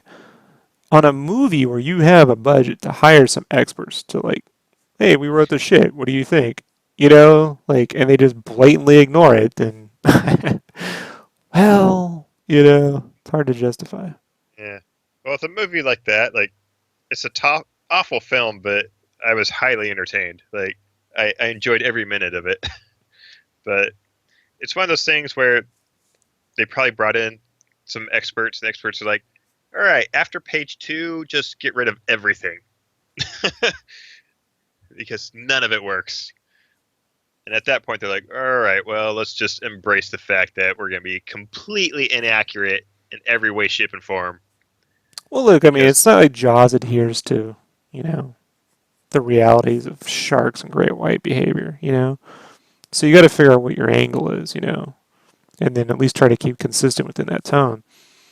I think yeah, it's like when but then you see war movies and then you go, well, they would never do that, and you're like, well, yeah, but like if it's Inglorious Bastards, and that's not really the point of the movie, you know, if it's yeah, fucking Saving Private Ryan, then you kind of can't fuck that up. I feel like with Jaws, it's still in the realm of believability. Because Like you don't go in the the core ocean. is to like the core is to geology what Sharknado is to great white sharks. Meaning entirely accurate. Yeah, yeah.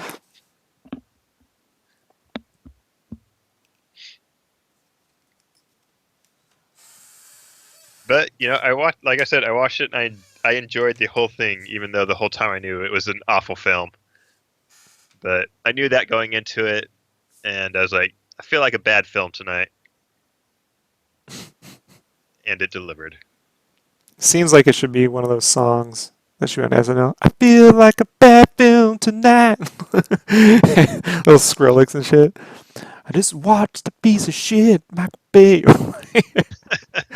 Transformers 2, 3, 4, 5, and 6.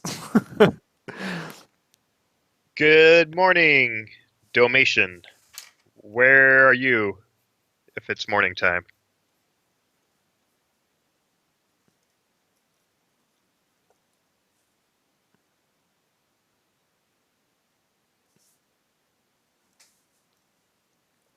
Yes, he said morning chaps, so I'm gonna guess England. Ah, yeah. UK, correct. Kyle, you win I gotta two adopt that internet points. to internet. Yes. Thank you, Dumble Kyle. Yeah, yeah. I I'm gonna help my house win the whatever award it is they get for being the best.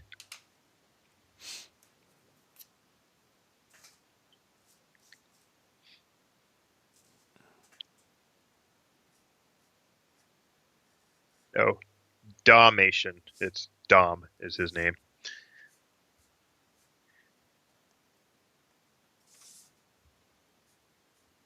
Sorry about that.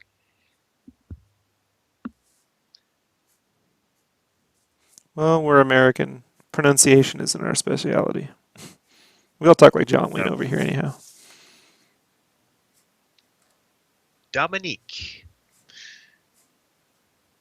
Or is that Dominic?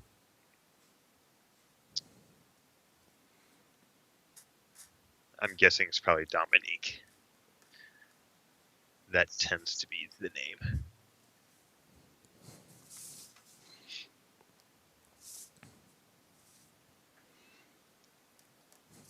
Seems like you've got a few of those UK fans over there, Rob, that drop in on the chat. It's because I'm drawing when they're awake.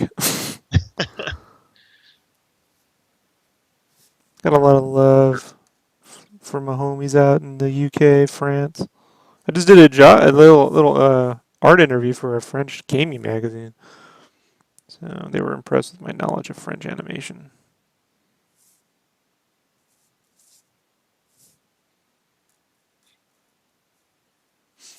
Might you share what like French animation? I'm not too familiar Yeah, I with. mean just different kinds of things that I watch, from Ankama through to like The Illusionist, shit like Okay, that. yeah. So what's the other film the Illusionist guy did? Triplets of Belleville. Yeah, Trippers of Belleville. Oh, Dom says he has done a podcast with you, Rob. Yeah, he did the Bucky, right?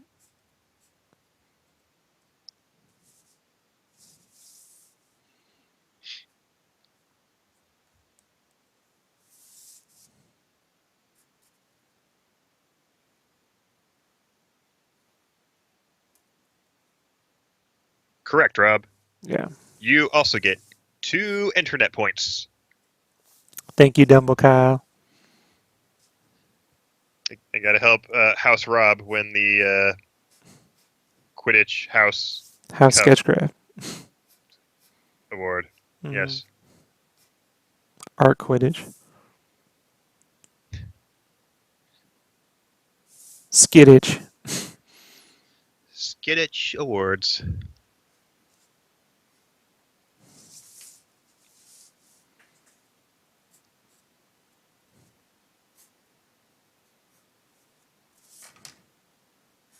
Arlen says thick outlines are an easy way to create interesting line variation. When do you not do it? How can it be done badly? How can it be done badly? Like that. Can you demonstrate, Rob? Just do it really bad on this for us. Yeah, I don't know, man. I never really how do I do it poorly? Well, you could just fuck it up.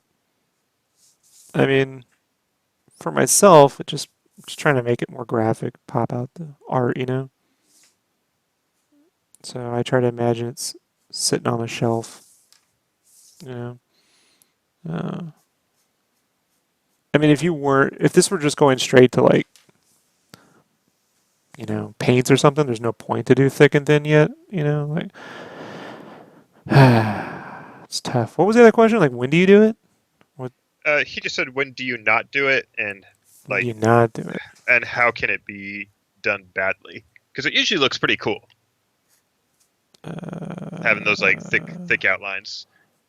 Yeah, when the ink bleeds, maybe that's a good ax. You find some, it just starts to, it's a little trial and error. For me, I'm more concerned about like how, like, I got to try to get this softer pen so that I can maintain a little thick and thin, but that it's also giving me more straight lines. Like if I use the brush pen, it would not be straight. It'd be like these little brush things. I want something a little bit more chiselly. And I don't want to press hard. So like if I were using a Sharpie pen, I'd be pressing a little more difficult to get the thick and thin. And that can give you carpal tunnel, dog. So those are really the kinds of things I think about, like as I'm planning this stuff out. Like how much damage is this going to do to my wrist? that was some shit that I never thought about until like, 6, 7 years ago when I started fucking up my wrist from pressing too hard. Uh, I used to Dumb. not be a big fan of like using strokes because I thought it was like technically it's cheating, but after doing enough t-shirts, cheating in the sense that I guess if it's a great drawing, you don't need it, but it's just nonsense. It's just bullshit rules you make up for yourself that don't mean anything. You know, like, Like at the end of the day, as long as it looks cool on someone's wall, doesn't matter how you did it. like I added strokes to the Rick and Morty digital piece. They have a black stroke and then a colored stroke around there. I do it because of the characters pop. Do in animation would they have strokes? No, but there'd be all this movement and one drawing wouldn't matter. You know, it's a drawing. You're going to be looking at the same drawing for a while, so I need the drawing to pop in one piece. So it Dom helps. Dom asks, what size multiliner do you use for thick and thin when inking? Man, it keeps changing. Right now, this is a Faber-Castell Pit 1,5. I bought a bunch of these, and this is the only one that seems to work that I like. Mostly I draw with the .03, zero 0.05 Copic multiliner, and sometimes a 1.0 depending on how it's going on the page. And I have a Sharpie pen. Would that vary at all depending on how large of a piece you're doing? Because you want to keep it relative to the size of your drawing, or Right, like I tend to start with the .03 as I get through like noodling little details on the face. As I work out in areas that aren't as important in terms of perfection, but finessing. Thicker pen works. You can spend all day with the .03, it's just gonna kill your hand. So you tend to work a little like the hand was drawn with a .5, and this foot's more with the 1.0. Same with these tongue things.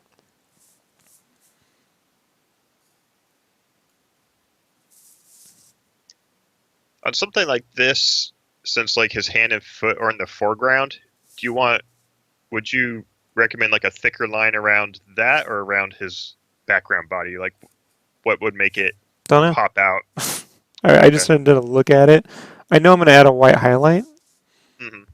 around it, so it depends. Like what I'm more interested in is just taking a step back and saying, all right, is the drawing still clear? What I don't want to do is fill it up with a bunch of shadows. Hmm. You know, so I'm just sort of like looking at it, taking like a little personal step back, and saying, all right, how does this sort of feel?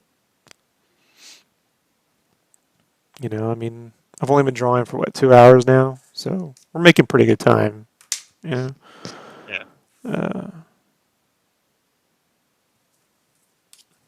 David asks, "What's your way to correct if you mess up with your inking?" finish the drawing, then come back if you remember where you screwed up, then fix it. You know. And and you do a lot of that. Like if you screw up here, you scan it in. You can fix that little mess Yeah, up you can always digitally, white right? out, even on tonal paper. You can white out and draw right over it. Like the thing is I always feel the things that you think you goofed up on, don't try to fix things until you're done. Because Because it, I'm willing to bet you don't even remember when you're done where that screw up is. It tends to piece itself together after a while, you know? And so, like, if you have a giant gash somewhere, like, oh, it went off this way, then just finish the piece. And then if you can go around it, great. If not, then you can Photoshop. I mean, if you need to. But a lot of art, like, Kyle, you have some of those masterpiece editions. I have the Dark Knight Returns masterpiece. There's a lot of whiteout hmm. on those pages, you know? You just don't see it in the final. Yeah, because with those they're gonna scan it. It's gonna go off somewhere else. What happens if you're inking like something that's gonna go on someone's wall and I don't worry about it. Like you could always put a black like I guess if I went and I did this thing down this way, I don't know, man, like I'd get creative with it, you know? I think yeah, I think I'm not at the point where that's possible. Does that make yeah. sense? Like I mean, there are times I goof up. Like if I did this and it went off track, I would just finish this and not worry about that line. You know.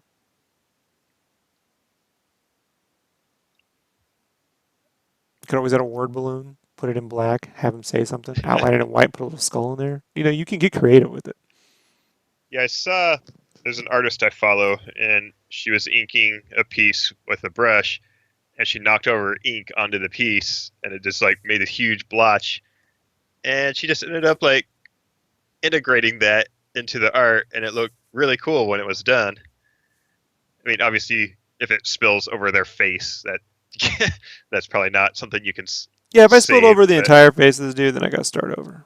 yeah, But the you know, odds of some that happening, it's so rare, dude. Like I've never yeah, had a catastrophic. Now I've chucked a piece halfway through because I didn't like the way it was working.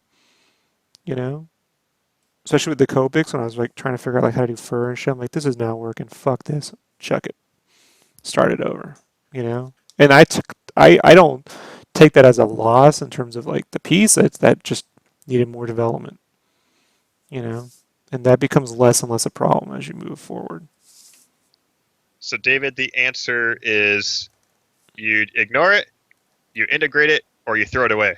Yeah. So And I'm open to all three. any Like, and all the above. and no artist is immune to it. You know, any skill level. It just the likelihood of it happening at this point really has to do with how lazy am I with my coffee. Like, if I keep my coffee right next to me while I'm doing this, then you know, odds are greater I could fuck this shit up. And then you're just like, well, now it's just now I just coffee stain the paper and make it this cool sort of coffee stain paper Paper's already tonal, texture. so you know, it's irrelevant. It's super tonal. Super tonal.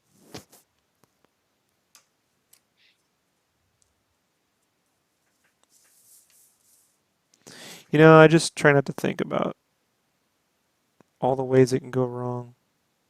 What I do is I have the base sketch set up so I can print it back out and start over again. It's not like this is the only version of this I have. And it's like when I'm Copicing, if I screw up the Copics and I gotta start over, I just print out the lines again and start over. And I found that having that as an option frees my mind from getting so, oh my god, if I goof this up. And having watercolored God knows how many things, you know? You just build confidence. You're like, whatever. You know, I've dropped paint on, you know, when I'm painting, you know, on areas where you're like, oh shit. Well, I always tell myself, I'll come back and fix that when I'm done. That's how And, saucies were born. you know, and 90% of the time, dude, I can't remember where I screwed up when I'm done. You know? Unless it's on the edge of the page, and at that point, you're like, well, you guys, you get, that's the original piece. You get, the flaws are much like an action figure, right? The flaws make it worth more. Yep. That's how you know it's real. Yeah.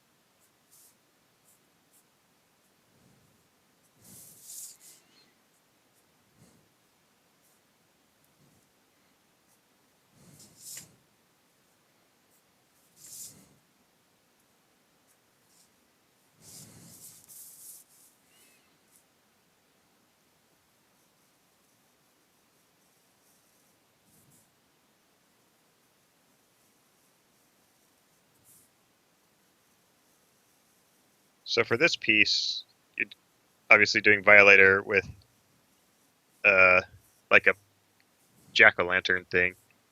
What was the request for the commission? Like, what did the guy ask for? He just wanted a Violator or a Malboja. That's it. You added the pumpkin in yourself. Yeah, and It's like, I'll make the pumpkin instead of just a jack-o'-lantern. I'll probably work the spawn like logo into the face. cool. Make it a spawnal lantern. You know, that's just me. You know, the idea I had is I thought it'd be fun if he was kind of doing the Spider-Man pose. Hmm. You know, and instead of the webbing, it was his tongue. That was my. So he's, you know, it's meta, Yeah, right? It's a little. He's doing a Spider-Man pose, but he's using his tongue.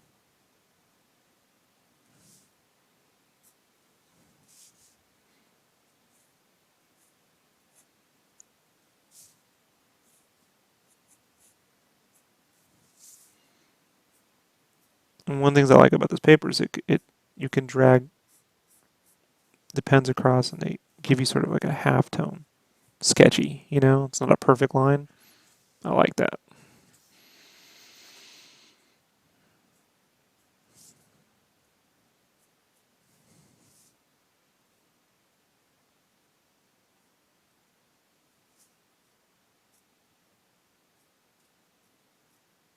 I mean, like if this were a con, I wouldn't be doing this. It'd be a very small drawing and I'd be done with it.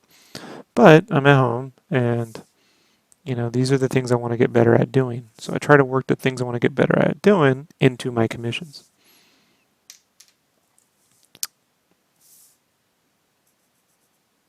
And I don't really charge for that. That's what I'm getting out of it, you know.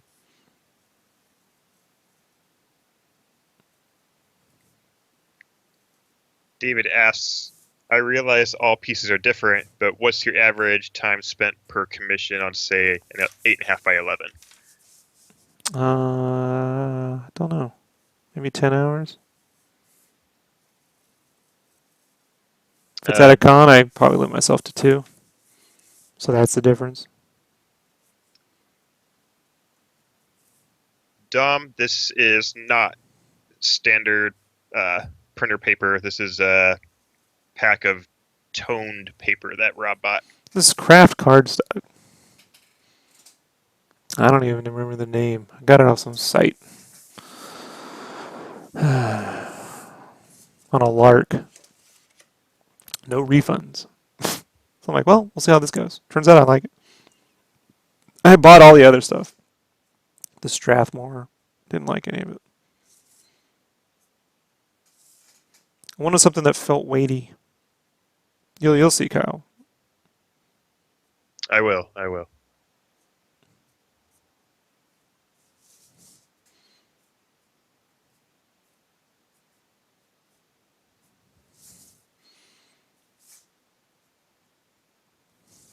I mean, I saw a little bit of the tone paper when you're showing me some of the prototype Rick and Morty stuff when I was down at San Diego Comic Con. Yeah, but that was the thinner stuff. Oh, this is This this is like feels this is cardstock. yeah, this feels Okay, like $1,000,000. You're like, whoa, shit. nice. Yeah, weighty. Yeah, I forego speed when it comes to this stuff. I'm interested in producing good work consistently, you know? And I look at the individual components rather than the whole piece. So for me, how long did the lines take? Well, they took, 4 hours. All right, that's worth it. How long do the colors take? Hopefully 4 hours, tops, I prefer if it was like two and four, or four and two, however it works out. But I do understand that a lot of these I'm drawing a little larger. But there's a reason for that. Like I said, I don't have to. I could draw these tiny, like I did before, like the Overwatch pieces. I drew them super small. The problem is, then I'm going to get really good at drawing like that, and then I'm afraid that that stuff will become what I normally do. And I don't really want that creeping in. That's shorthand. I don't want shorthand creeping into my everyday work. So I want a shorthand to a point.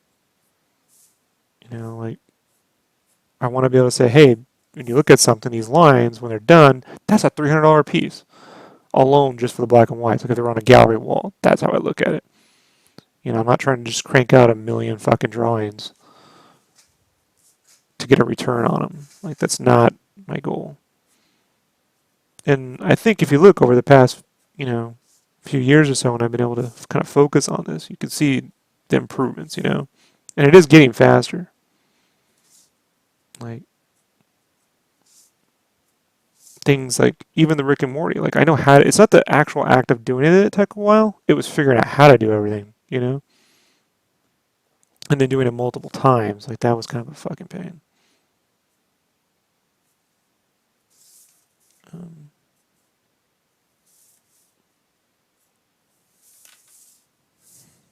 Yeah, I mean, one way you can figure out sort of the time Rob puts in, like you can go back and look at some of the videos he posts with the drawing stages and the coloring stages, all the real time stuff.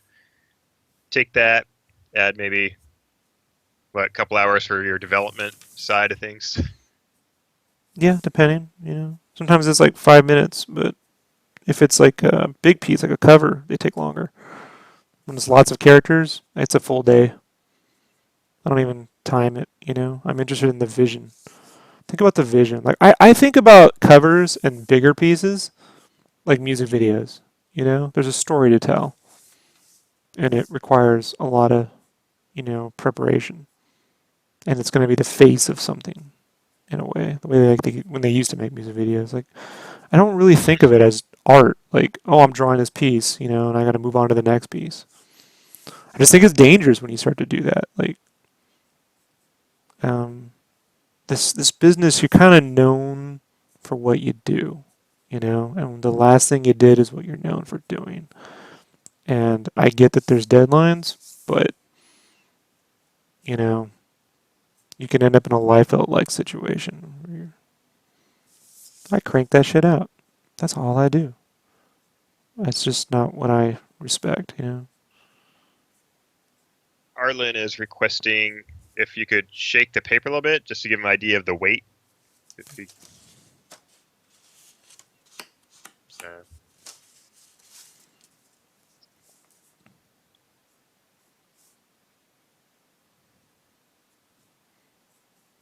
It's pretty thick, dude. David says, yes, someone else said it. Laugh out loud. It's not doing it, it's figuring out how to do it right. At least I know it's not just me who's that Yeah. way now.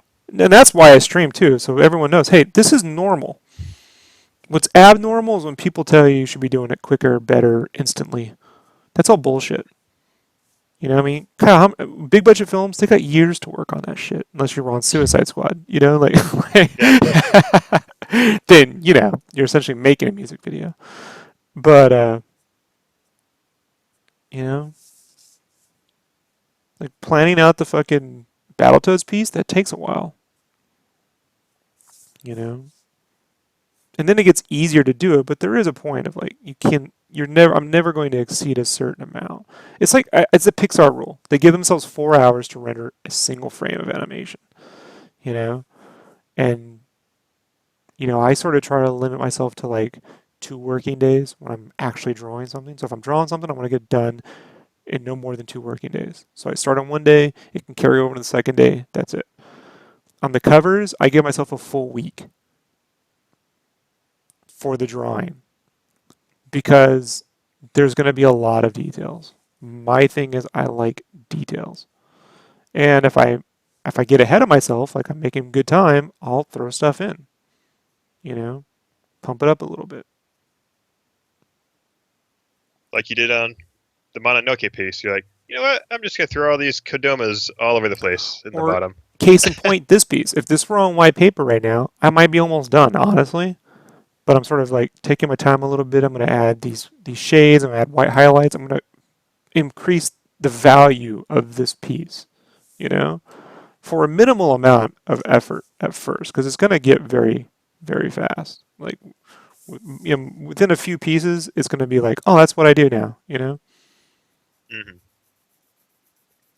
I mean, how long did it take me to draw that Diablo? Like nothing, you know.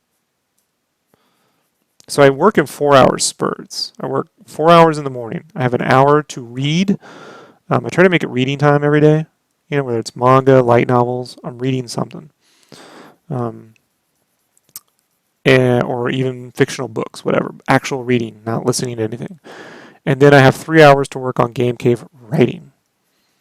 Exclusively writing, or, yeah, it's all writing. So then I have a period of 4 hours, 4 to 6 hours from 1 to 6, 1 to 5. It's supposed to be 1 to 5. It can be as soon as noon if I have nothing else to do. I try to clean up around my house. Then 1 to 5, I'm working on stuff, and then I'm working for another 4 hours from 8 to 12 or 9 to 1. You know, and during the day, that could be, right now, say like PowerPrint stuff. At night, it would be these commissions. So if I'm working on commissions during the day, it's because I'm trying to get caught up, you know, at the expense of something else not getting done. But working in these little 4-hour blocks, one, allows me to stretch my fucking legs and act responsibly as an adult. And two, step away from the art, you know? Have a chance to step away. So I'm not on autopilot. I mean, how many times you see artists, Kai, you've seen this where you just like, yeah, they just phone that one in, because they have like a process. But sometimes that process becomes like a short. I mean, I've done it, like I've seen what happens when I go too far in terms of just cranking shit out. And I try to carry it over. So like, if I'm working on a commission that I know is going to take 2 days, I'll start the commission at night and then continue it in the afternoon and then work on my PowerPoint stuff after that at night. So it follows over. See what I mean? Like, so kind of alternate. And I found that's what worked for me. I mean,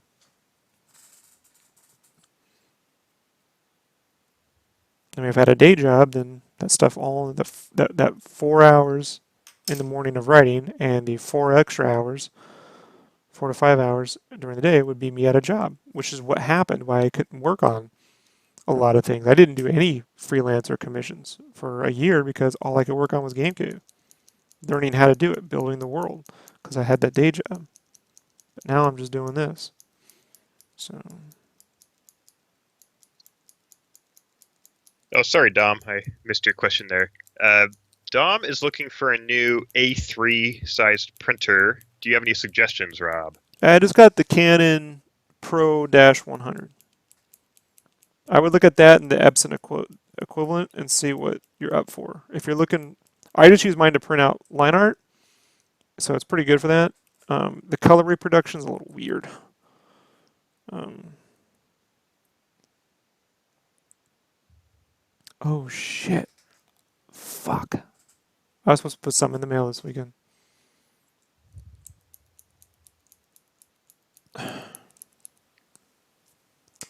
I might have missed the mark on something.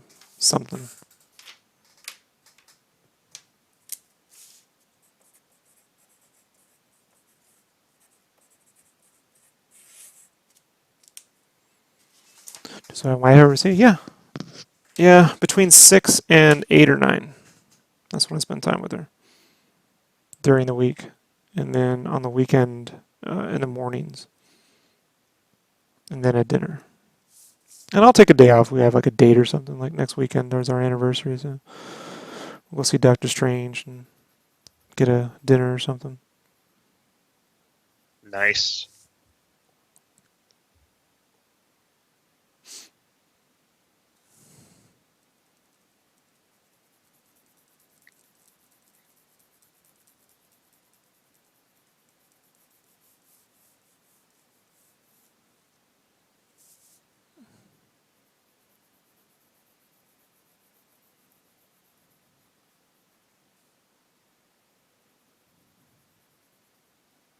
I feel like printers, like, you got Canon, you got Epson, and that's pretty much it in like the prosumer kind of space.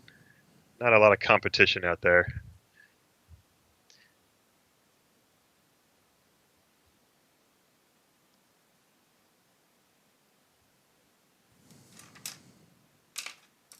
Like Canon also makes like the Pro 10 and the Pro 1, but those are just insane expensive. And I think slightly more beneficial to photographers. I think they offer like more grays for if you're doing like grayscale photography kind of stuff. But for line art, whatever. I use the Canon Pro or whatever. That's what I use.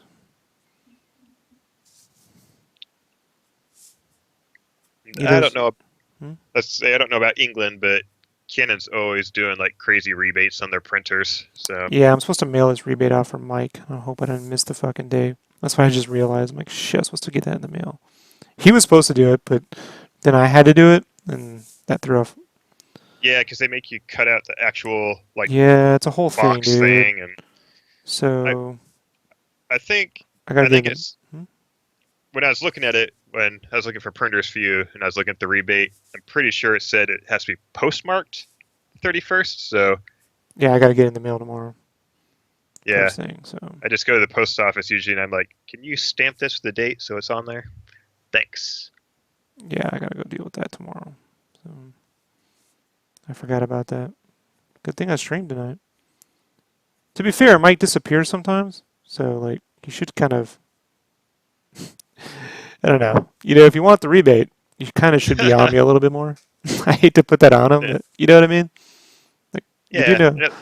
and at least like the other night he's like, yeah, I mean if the rebate doesn't happen, whatever. Yeah, he's So, being nice though. yeah, He's just being he nice, but he wants that rebate. They're like it's like $200, right? sure. Something. Yeah, they give you like a prepaid credit card. But it's like, I got the printer. I And am you buy kind a of set like of my mind is inks. focused on making things now. You know what I mean? It's not really Yeah. so Rule one: never trust creatives to do paperwork. or just remind me. I told him, I said, you got to release. Like, text me or something. I don't think he texted me that. So, but I may be wrong. I don't see it. Do I see it? I can check my text right now. Mike. No, he texted me something about Mac and me. So, Oh, that's right, Dom. HP printers. I forgot they make stuff too. Right. So Canon, HP, and Epson are like the three.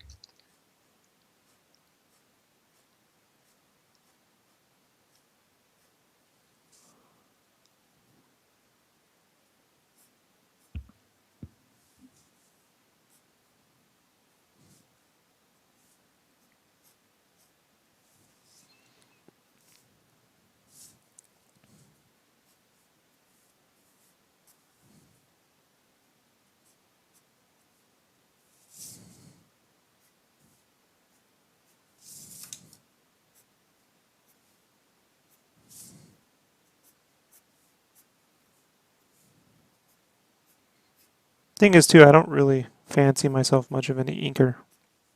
Like I'm just trying to like draw this versus inking it because it's like I don't like drawing with pencils. They kill my fucking fingers.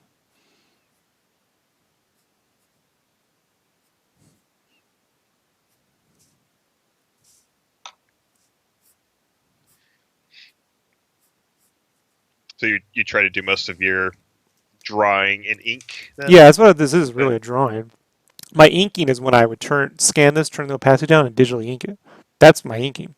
This isn't really my inking. This is just me drawing it. Like if I had to turn something into an inker, I would still do this and then go ink over this and do your own thing. This is a guide, you know, Hmm. because I'm not drawing with pencil. It kills my hand.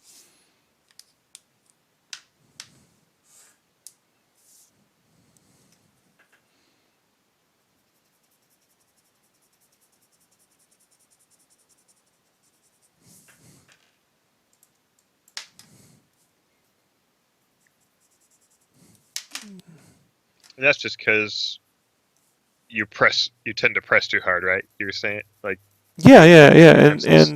there's just you're constantly sharpening, and then it smudges, and with the inks, I can just see the difference between the red and the black, the Hmm. clarity of it. Like I can't see into the mess of pencils. Like when you see Capullo's pencils, like there's just I can't see into it.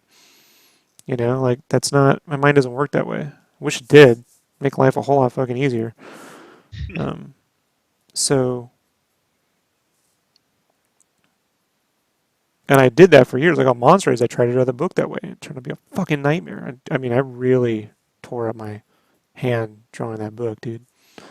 So that's why I left the Cintiq. I've seen all the details you crammed into Monstroids. It's no wonder. I don't know if it was for the betterment. It was a colossal waste of time. Yeah.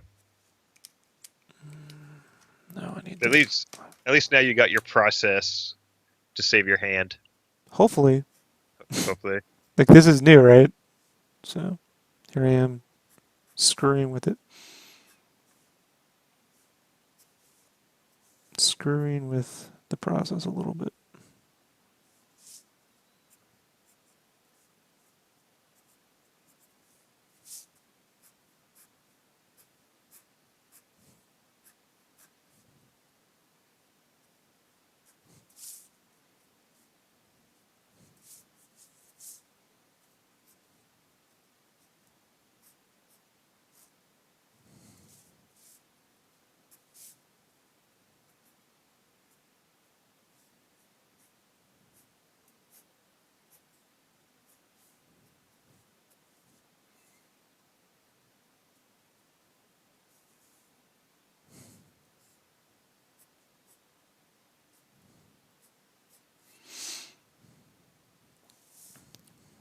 And then, again, as you get to like bigger areas, I can use like the Sharpie more often.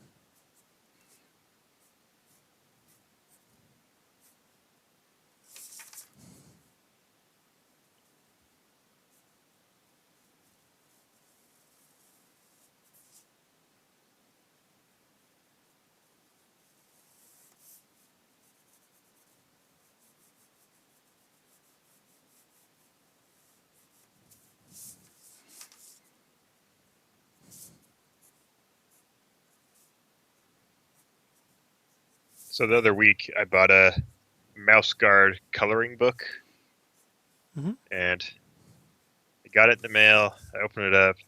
I'm like, this is a really nice looking book. I can't color in it and make it look terrible. So I ended up ordering a second one. Like, this way I can keep one nice, another one I can defile with all my terrible coloring. I'm working on that, by the way. On the SketchCraft coloring book?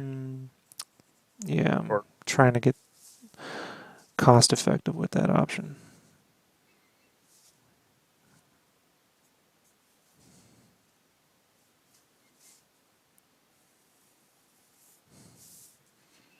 hmm Somehow, I need like an in between. Dom said he'd buy that. I am actively working on that.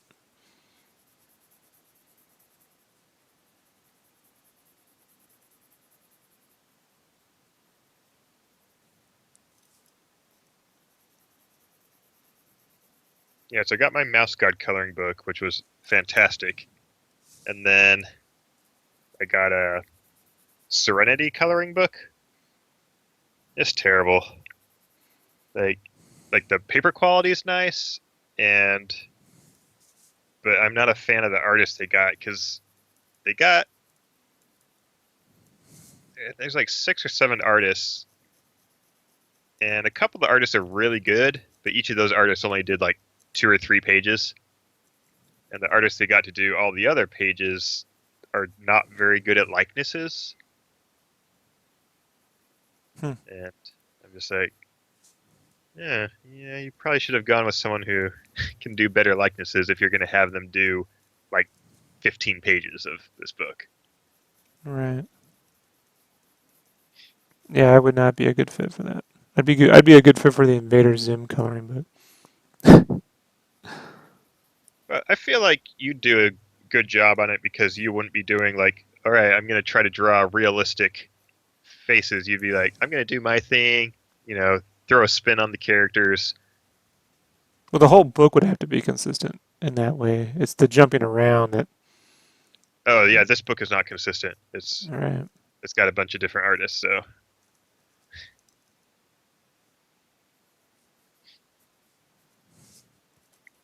that's all right because now I don't need to buy a second one because I don't feel bad coloring on all these pictures that aren't that great to begin Yep. with.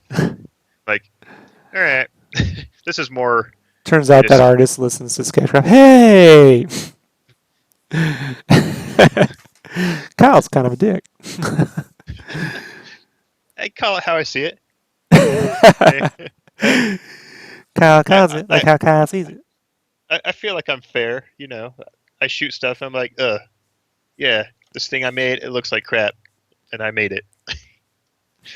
I'm willing to call myself out when it is warranted, which is most of the time.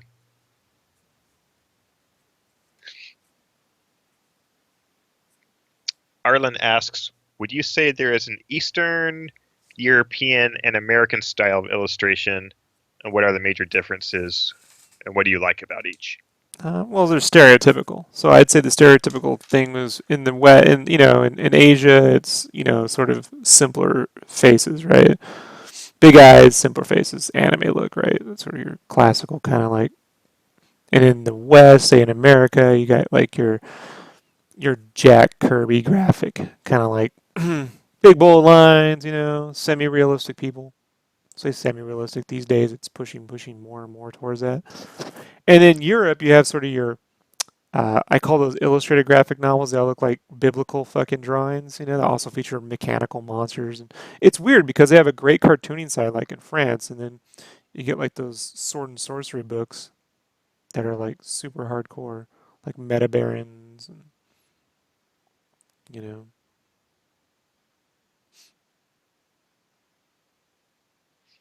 I like the cartooning in France. Like I like their blend of Asian and sort of Disney kind of like stuff. Seem to have a good blend between the two. Then you have that UK kind of like Judge Dredd, you know, we call that Vertigo look, right? That mature, super graphic novelty could be just line art kind of stuff, heavily inked. Though these days in America, I don't know, man. Like this is mostly Adventure Time. Looks like Adventure Time or 3D models. A lot of 3D Yes, models in art these days. I was gonna say, at least with animation, I feel like the American style is just super, super clean lines, whereas European, you get a little more like it's a little dirtier and Maybe. I don't it, know. well, mainstream kind of stuff. Like, Nothing dirty about like Dofus or half the anime is pretty clean. I mean, there's rougher stuff because like an anime, they're not inking it, so you're seeing the mhm. pencil lines a lot of times. So you get that, which is. But here, a lot of our animations flash. Like even though they're kind of drawing stuff, they're getting it all digitally. There's a lot of tweening and stuff like that. So you end up with a lot of that marionation look. You know, because we don't have the money or the resources or the talent to do frame by frame. It's a combination of all that.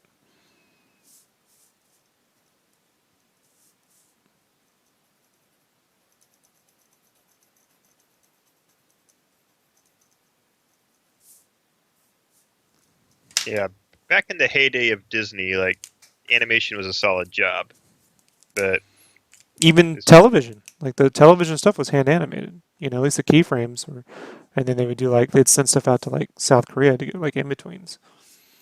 Um, but that doesn't even exist anymore. Like now, we just mostly do storyboards here. You know, mhm.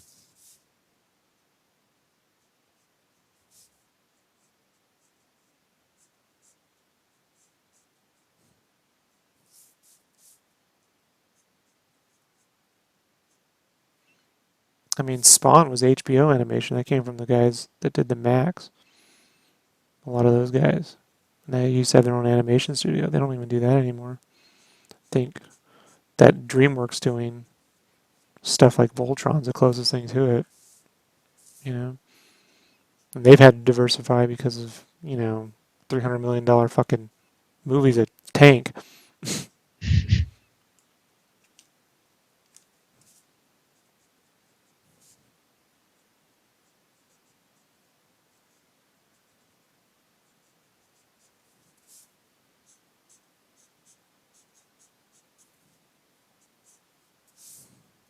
Dom says Toon Boom is used a lot. KW alongside Flash. I don't know what that. I don't know if that's a lingo I'm just not aware of. Yeah, KW. but it's a lot of tweening software any way you look at it.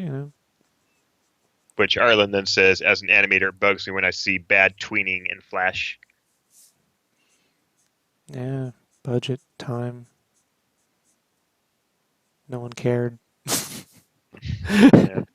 It's all possible.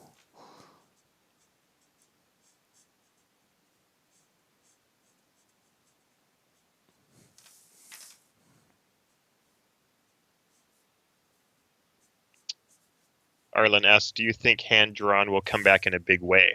Nope. Nope. I Nope. think it'll always have its place, but I don't see it Nope. ever Only place it can being a. exist is on the internet where people can spend years kind of working it out if they wanted to.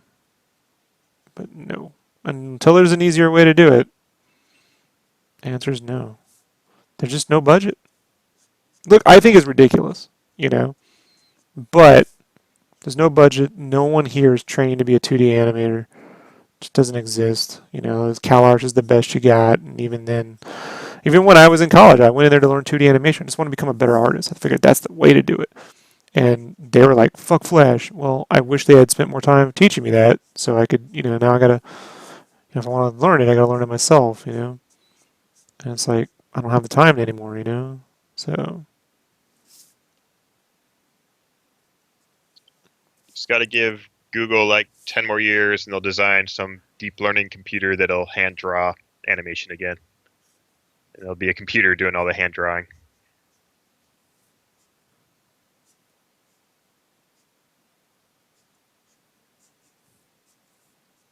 well, the thing is, dude, if it's 3D and it looks 2D and you can't tell the difference, there you go. I think what we're capable of doing is creating any look we want. It just happens to be 3D, you know? It'll look 2D. I mean, look at South Park. It's a 100% 3D show, Mm-hmm. you know?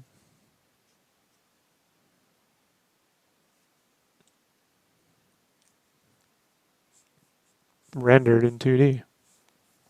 So you could recreate the look of The Dark Knight Returns in 3D, you know? And it can look totally 2D. Have all the flickering, limited frame stutter of 2D, but 3D. And that eliminates your keyframes problem, you know?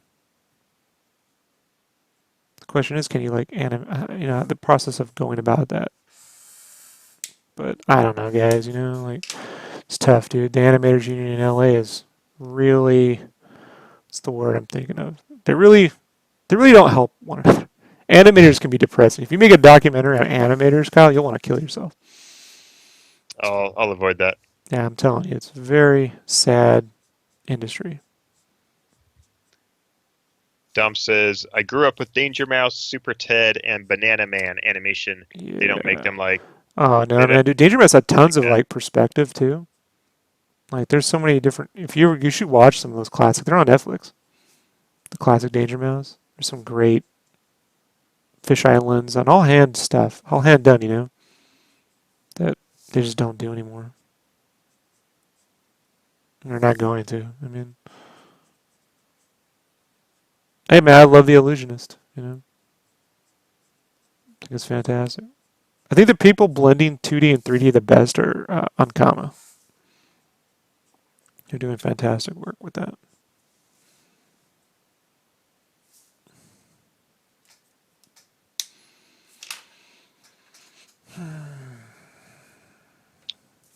What time is What it?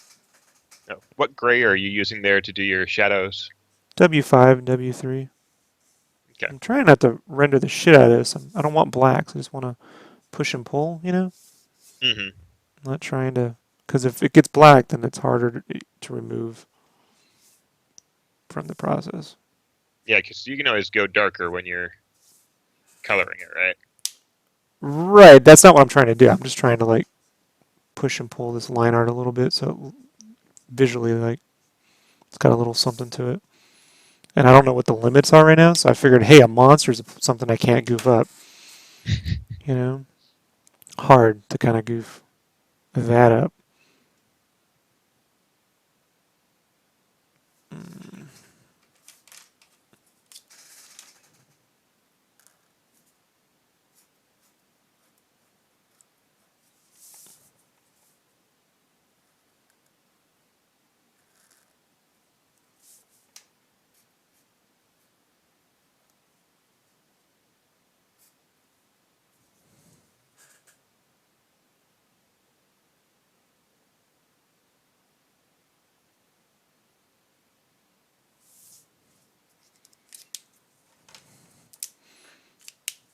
It's also why I have the red underneath, because it makes it easier. The computer will see it as a color, a hue, versus a value.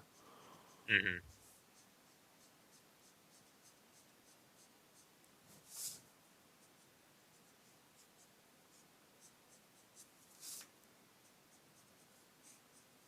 And I know this because I fucked around with it 8 hours today. Trying to find ways to break my theory. It's like all these proofs. I think it'll work this way. Let's let's see how it won't work. That's all I spent my time doing. That totally didn't work.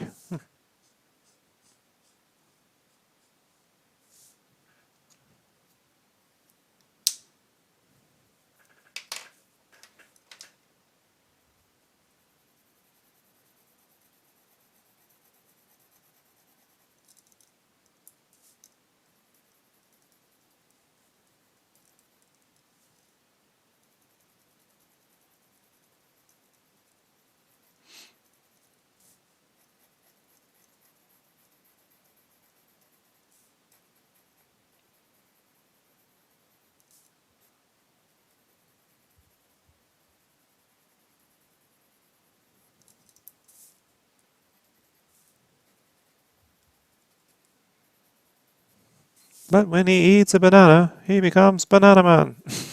I know the cartoon. They used to play all those British cartoons on Nickelodeon.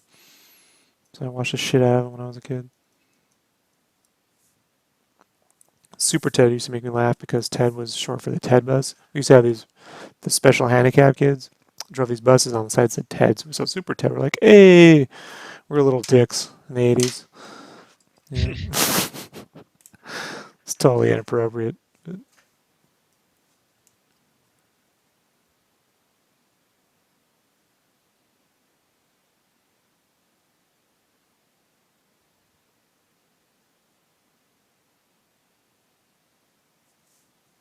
So Dom should totally ask for a Banana Man commission in December. I don't know if I'd be up for it. Don't know if that really is something I'm compelled to participate in. I have a right of refusal. Like, I'm not too interested in that.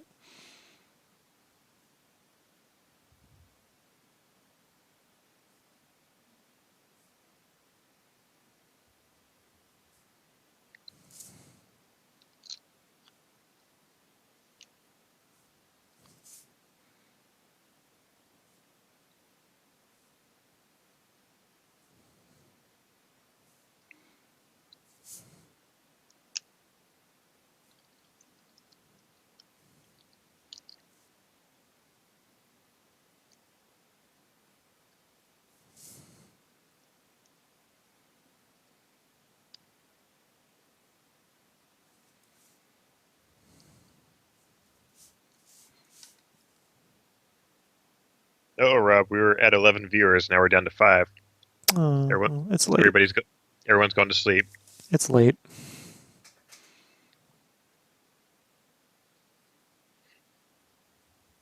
Like, he's taking too long. Draw it faster. It's only been 2.5 hours.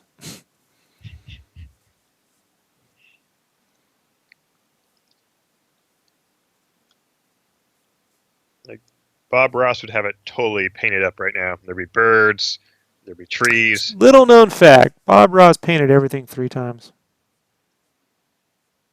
Really? Yep. He had the one he practiced with. There's the one he did that he's looking at when he's painting that one. And then there's that one he does on the show. Nothing Bob Ross ever did on that show was spontaneous. He did the work. Just made it look like he was just.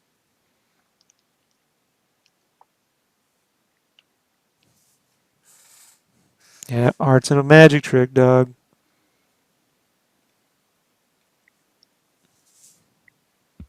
David asks, "Do you ever try using those websites like Etsy to sell work? I've been looking, but not sure if they're worth it."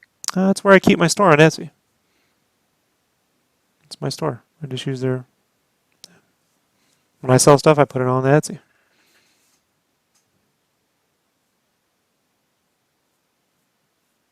I don't get a lot of Etsy traffic. It's my fans that go there when I say I got this shit in the store. But it's free.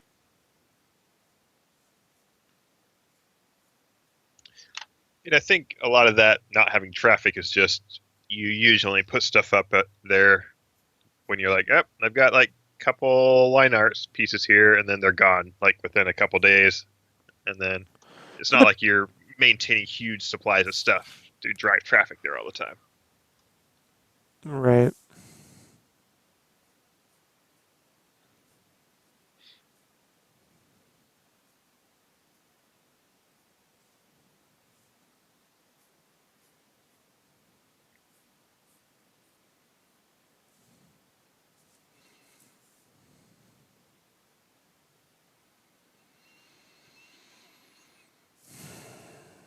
Hmm.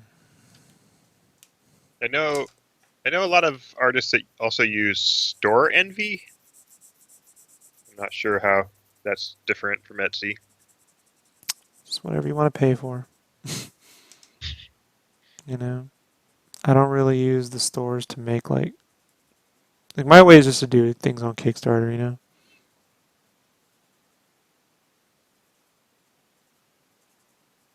so running the store is not the thing that you know is my biggest.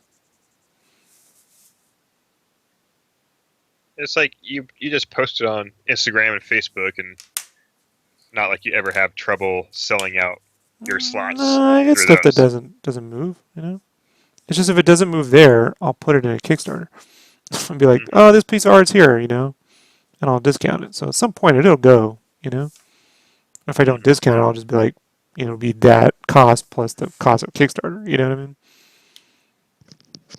And maybe I'll be like, you get this plus you get like a little sketch to go with. Like I'll find something. At some point I'll get rid of everything because I don't like holding on to stuff. But I am look, man, that just comes from working my ass off too, right? Like I'm not over here just like like I really, really want to be liked, Kyle. I really want to be good. Like I really want to be successful. You know, I'm trying my damned hardest at it. You know, but I'm not going to compromise in terms of like, well, if you just drew a bunch of more stuff, like, well,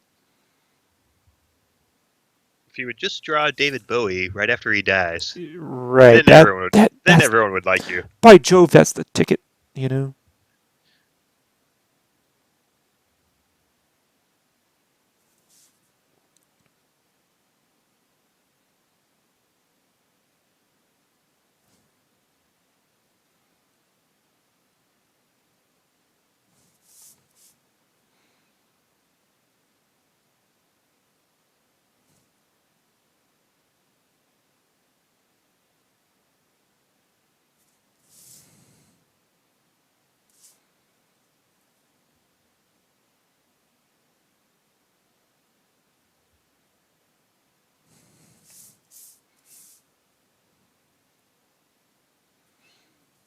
I'm just trying to make things that 15-year-old Rob would have been like, oh, I'd buy that if I had money and I wasn't poor.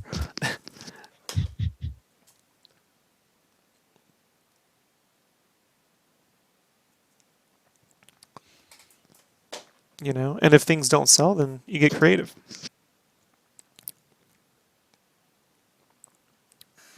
I don't know what that means, but I know that I've done it.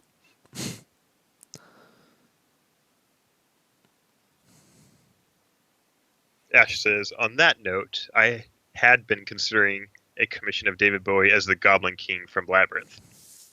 That's different. LOL. That's different. I don't know if it wouldn't look like David Bowie. It would look like the Goblin King. You know what I mean? Like, it's like when I drew Voldemort, I'm not drawing Ralph Fiennes, or Fine. I'm not interested in actors' likenesses. You know, care about the characters. And on a commission like that, it's not just like, oh, Rob's just doing to cash in on a death. It's like, hey, Yeah, this guy, Ash likes this character, so yeah. Prince it's not died. it's Now not you got a bunch of not just Prince, some. Prince art from Rob.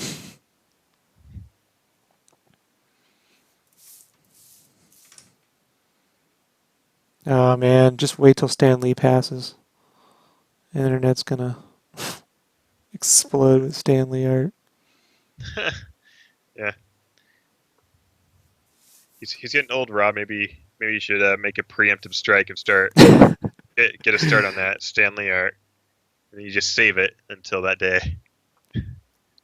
Preemptive strike.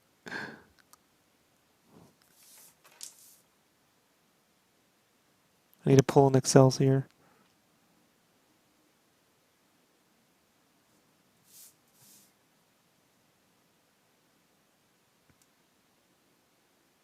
Like this tonal look is something I've always wanted to do. I just could never figure out a way for me to do it that made sense. And now I'm like, oh no, now this worked for me. No one asked for it. No one's paying me to do this. This is me having fun, you know? Like, Yeah. oh, I enjoy this. I think it looks cool. No one else cares. Oh well. Same with Saucy's, man. Like, that wasn't like a, it's just, oh, that would be cool. I think it would look cool.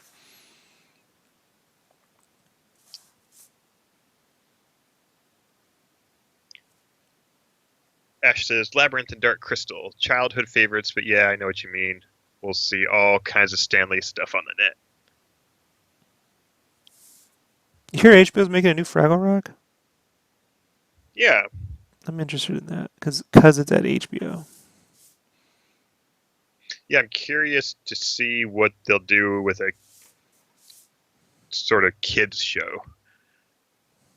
I'm not interested in that Muppet Babies thing at Disney because it'll be just as bad as the original Muppet Babies, which wasn't very good, despite what people think. It's horrible.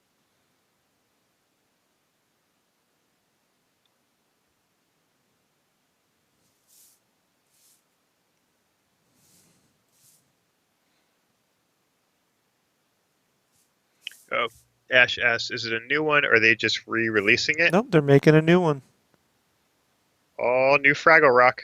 Well, it was on HBO originally. I saw it when I was a kid. Like it was on HBO. It was amazing. Muppets at Night. Oh, really? Yeah, it was Uh, original HBO programming. It's one of the first things they ever did. I used to watch that, and then afterward, I'd watch Masterpiece Theater on the Disney Channel. This is 1982, 83, somewhere around there. And Cartoons at Night. It was amazing. And then I would watch Brothers on Showtime, which had Bill Maher when he was super young and Paul Reiser. And I didn't know what the fuck I was watching, but I knew it was funny. Like I got serious comedy very quickly. It's like in the first grade. Brothers, Paul Reiser and Bill Maher.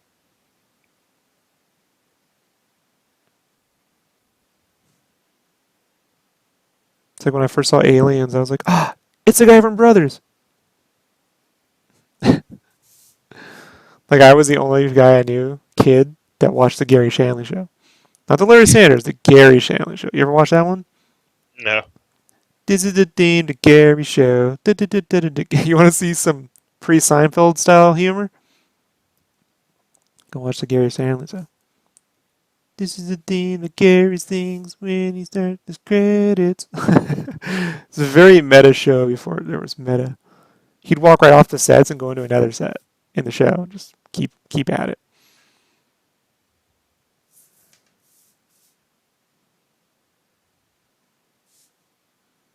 I just realized as you've been painting the white outlines and stuff on this, uh, David Peterson, uh, Mouse Guard, he's been doing these toned kind of commissions that are just black inked with white, and I've really been liking the look.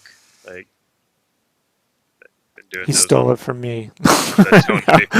Right, I invented right. It's no one's ever done this. Never No one existed. ever. I first saw it from Drew Struzan back in the day, you know. Which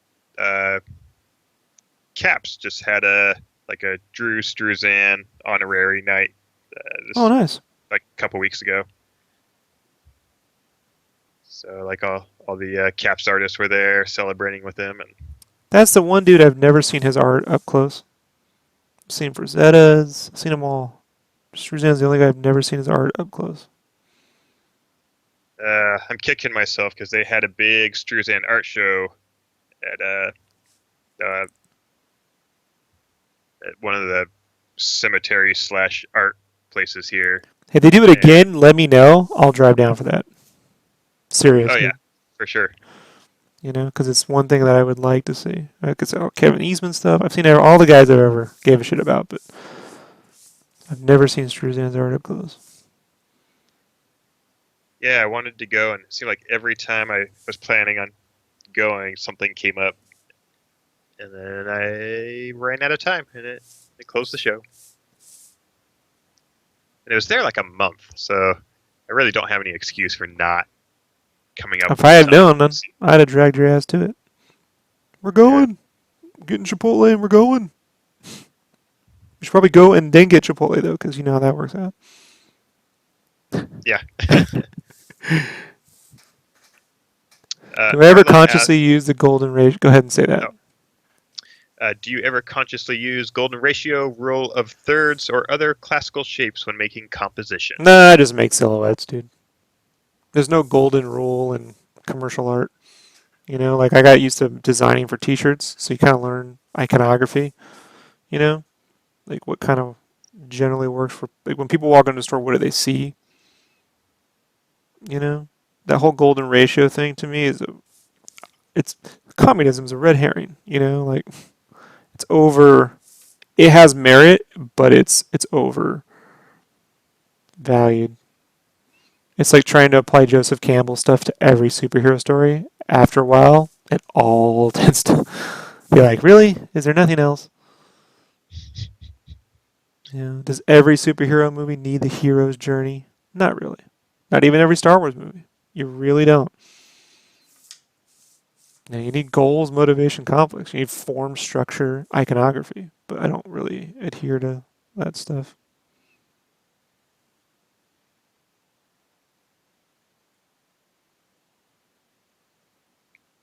Ash says that he wishes Struzan would do more movie poster videos. He's Tell got me about it.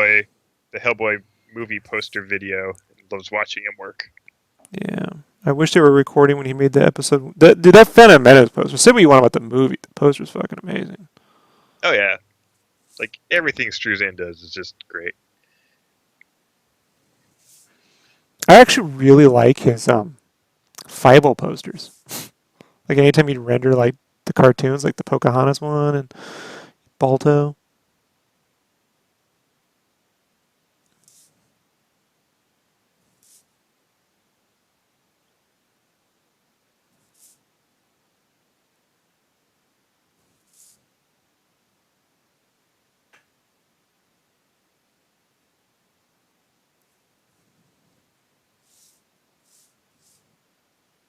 It's a shame he never did like Jason at Friday the 13th. That would be sick. Something real schlocky. I like how he did the Mallrats poster though. It's pretty dope. We got him cheap.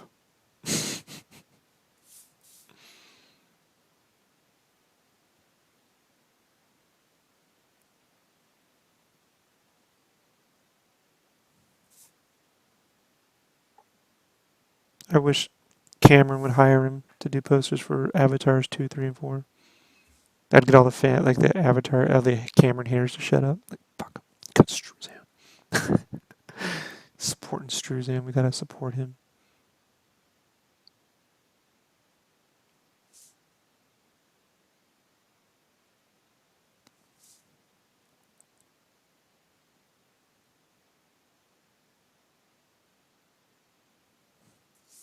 Have you seen the Drew Struzan documentary? Oh yeah, I've sat through everything there is. I own all the books.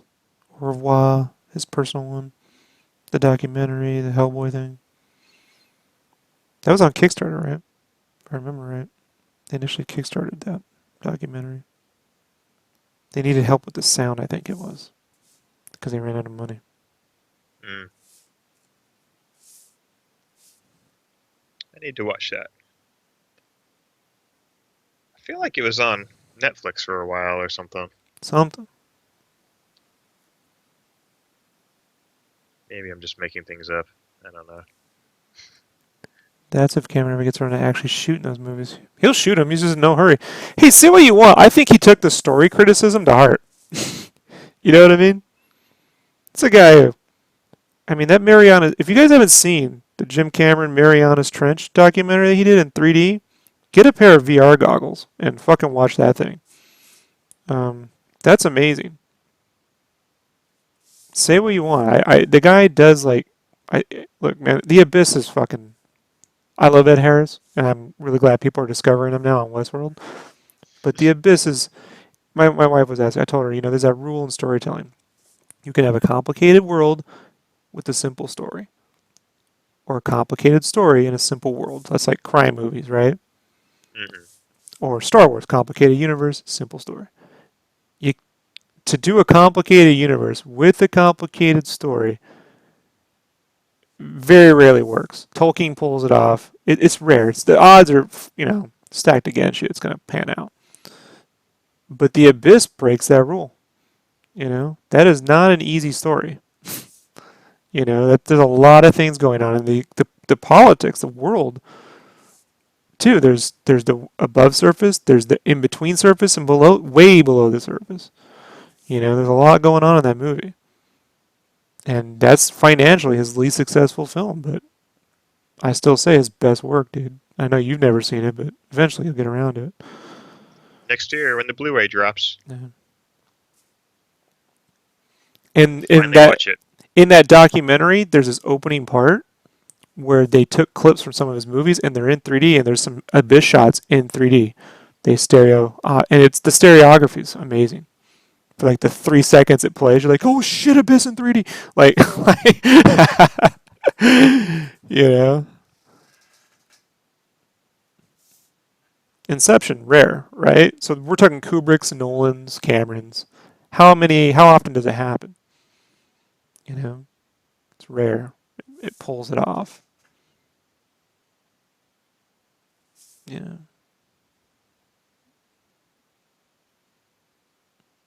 So the rule is, unless you're a fucking genius, you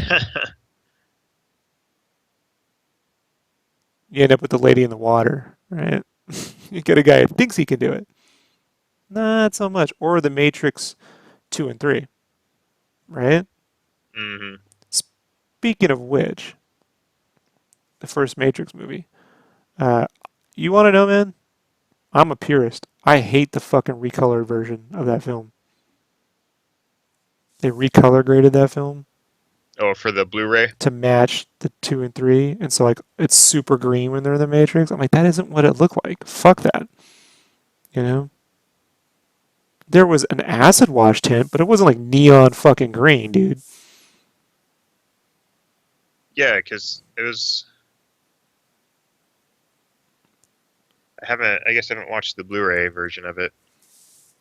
Yeah, well, they went and made it super green in 2 and 3, and then they went back and redid that, like the special edition. I don't subscribe to it. I don't know what kind of stories behind it. I don't know, man. He got those 3 writers, put them in a writer's room, built the whole story, and didn't let anyone know which one they're going to be writing until they had it all worked out. And then says you're going to do this one. So no writer could start conjuring up shit that would be better for them and fuck everyone else over. You know?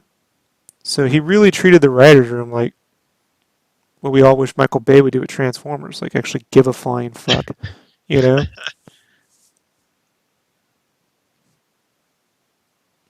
So hey, how can you milk it? Everyone says it's dead. He's committed. He can cash in a paycheck because he made a few $billion, and his paycheck is that's what he wants to do. So what? If no one cares, then there you go. But he's a guy I respect. He makes things that kind of shouldn't work. I didn't want to see a movie about a boat sinking. And I own the fucking thing in 3D. Is it the best story ever? No, but so what? I mean, I don't know, man. I don't. He's a dude that does what. Name one act. Name a director in Hollywood that wants to challenge. I mean, Michael Bay's made a career trying to be Jim Cameron. You ever see the interview like on the Criterion version of The Rock. Do you own that? I don't. So the Criterion version of The Rock, they got interviews with Ed Harris. He's like, you're meeting him, and he's like, he has, he just, he's trying to be like, he's trying to yell at, because Michael Bay was trying to pull that Jim Cameron thing where he yells at people or be dicks or something. He was trying to do that, and he's like, I just work with Jim, and you don't have to do that. Like, you don't have to. Of course, Jim's chilled out since he had daughters. But that'll do it to everybody.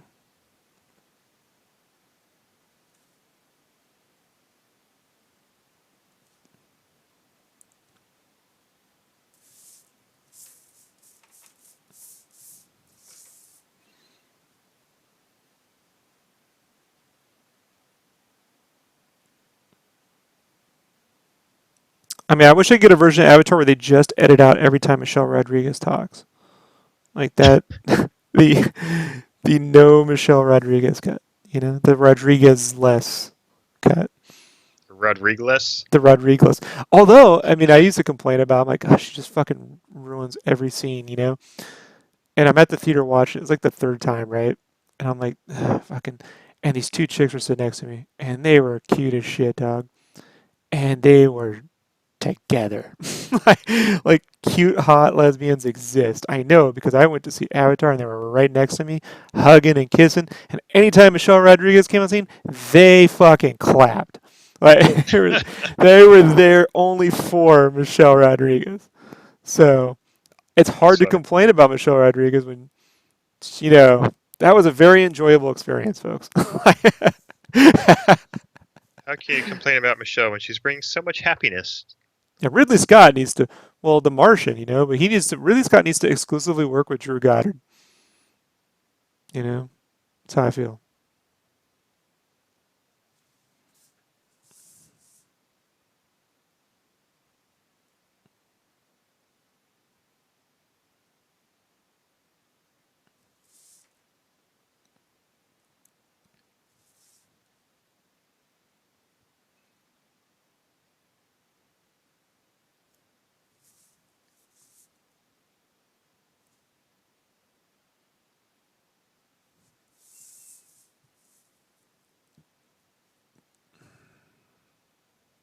Yeah, I don't know, man.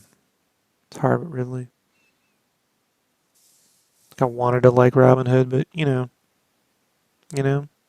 especially when it could have been that cool movie about Nottingham. It's one of the biggest travesties in Hollywood. They took a script that was on the blacklist. That inverse that wrote Robin Hood was actually a fucking total asshole. Nottingham was actually a good dude. He Hmm. bought that script up, chucked it, and made Robin Hood. How do you do that?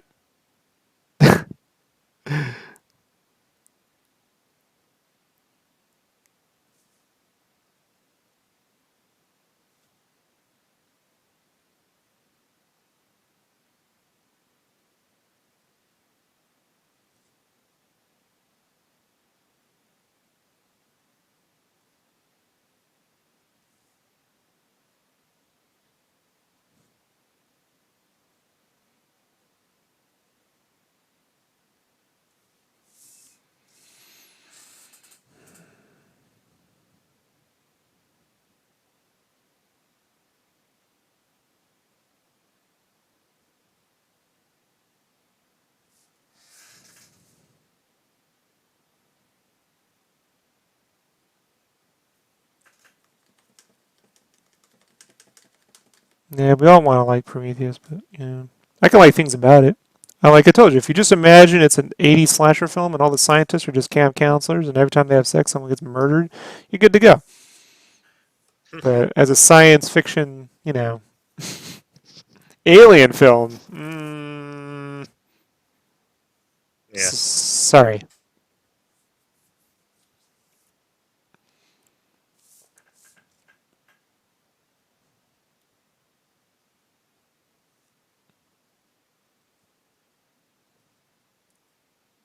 Yeah, I'm curious to see what we get with Alien 5 as Covenant, right?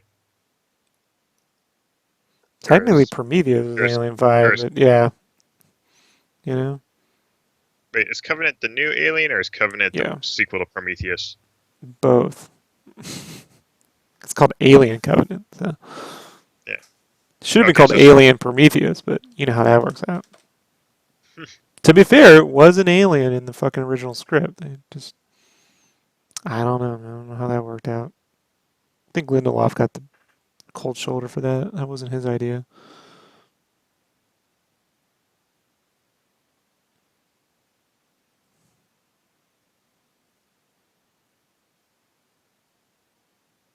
Problem, dude. The thing about Prometheus I liked the probably the least, and made no sense was, do I care what religion that chick is and her crazy fucking dreams? Like that don't make any sense. It's like he was trying to shove Blade Runner like stuff. Like I don't have a unicorn, but I'll throw this weird cross symbolism in there. See where that gets you, you know? Like, I don't know where you're going with that, you know? What does Catholicism have to do with this? What does God need with Starship? You know, like,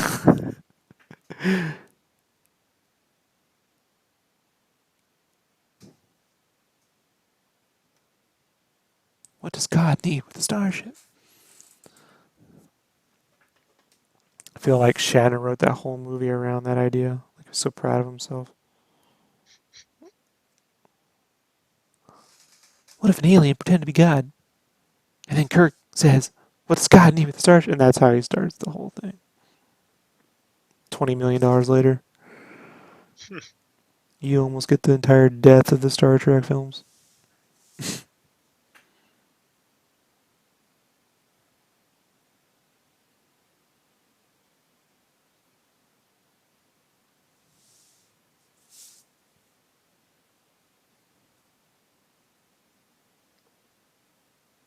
I need to do a Star Trek movie marathon.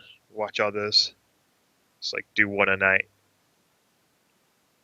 It's been a while.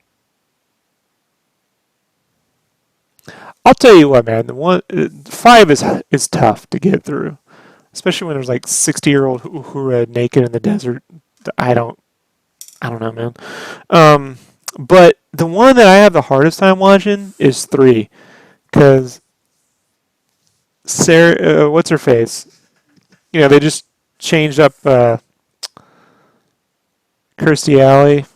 You know, she just becomes another chick, and Christopher Lloyd as a Klingon. I don't know. It's the one I like the least, actually. At least the acting from Spock's brother was, you know, the visual effects were fucking horrible. But As long as the story's good, I'll forgive bad visual effects. I won't watch anything past six though. The Generations movies don't exist in this dojo. Nah. Uh, No, I enjoyed First Contact. I liked it better when it was the season ending to Star Trek Generations. Just a remake.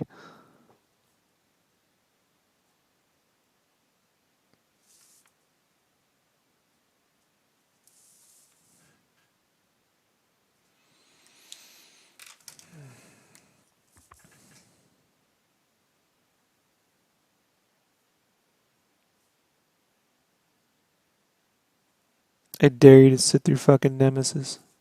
I dare you. And then I'll if you, have to huh? I'll have to do it as part of my Star Trek marathon. I'll have to. And then Insurrection. A triple dog dare you. Maybe I'll have to do those in like back to back. Just get it out of the way all at once. Tom Hardy wonder if he's gonna ever have a career. Yeah. Fortunately for him, everyone forgot about that movie because it was forgettable, and people were like, I feel like Tom, weren't you in? I feel like I've seen you before. No, nope, nope, never, no, never done Every anything time one of else. my friends wants to complain about lens flares, I go, ah. Nemesis. Which, by the way, there's lens flares. And a whole lot of other bullshit.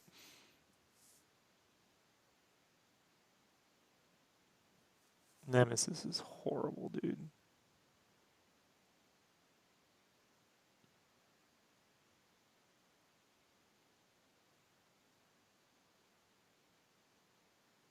Insurrection doesn't even count. It's like people forget that what?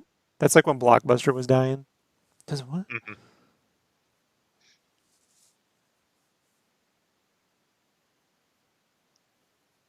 Which is so weird because Next Gen was a pretty consistently like solid TV series,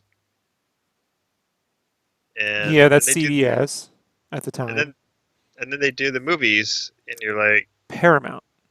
you're like, uh, yeah. Kyle, come on now. You know how this works. Right? Different I mean, producers, different executives. yeah. I mean, it's sad when your 2 hour Best of Both Worlds is a way better movie than any of the movies, or really any of their 2 hour The cliffhangers. fucking trouble with Tribble's Deep Space Nine episode's better than any of those fucking films. Oh, that's a great episode, though. Right. That's what I'm saying. Like, you know, man, half the battle at Paramount must have been just trying to get the executives okay bringing in the TV actors. Can we Hmm. just get like a new thing we can, you know, since the 90s, right? We can get Christian Slater. We can get Emilio Estevez. I hear Michael Keaton might be available. Yeah. Jim Carrey can be a Klingon. I would watch Insurrection recast with all those guys. Might uh, be might be amazing. Michael Keaton will play a three droids, three androids with different personalities. We got Billy Crystal. Billy Crystal is as Kirk's brother. His Uh, half brother, his half Jewish brother. You laugh, but it, Cynthia Rothrock will play the alien love interest. Hmm? we get John Hughes to direct it. It'd be great. All the kids will be watching it.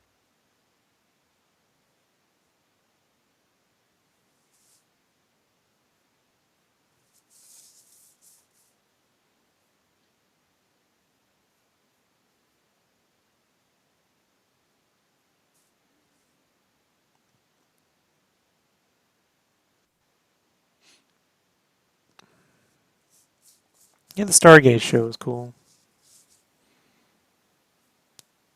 Wasn't really into TV at the time though, so I didn't religiously follow it. You know what got me back into TV, man? Well, yeah, only thing I watched at the time was Buffy. Then I was like, oh, I watch Firefly. I didn't want to watch Firefly, I'll be honest. I was like, oh, I fucking don't care. Prequels ruined space for me. I don't watch it because it's Jaws. Yeah. I didn't know Firefly existed until they did the movie, and I went and saw the movie. I'm like, this is really good. And then I found out it was based on a TV show. I'm like, wait, what? There's a TV show of this? Yeah, it's technically the last episode. Yeah. Yeah, when Serenity came out, man, I was working at this t-shirt company. It was when I first got my first gig at it, and there was this guy, Eddie, who was way into pop culture shit. But he only liked super popular stuff, so he would always make fun of Buffy. Oh, Joss Whedon. And so when the movie came out, it wasn't doing well. He'd clown it. Oh, Joss Whedon failed again. Well, when Joss Whedon fucking successfully directed Avengers, I'm like, oh, now you're a fan. Now you're a fan of Joss Whedon, you fucking poser. I never like, oh, remember when you clowned Serenity? He's like, dude, why do you remember this show? I'm like, no, remember that shit?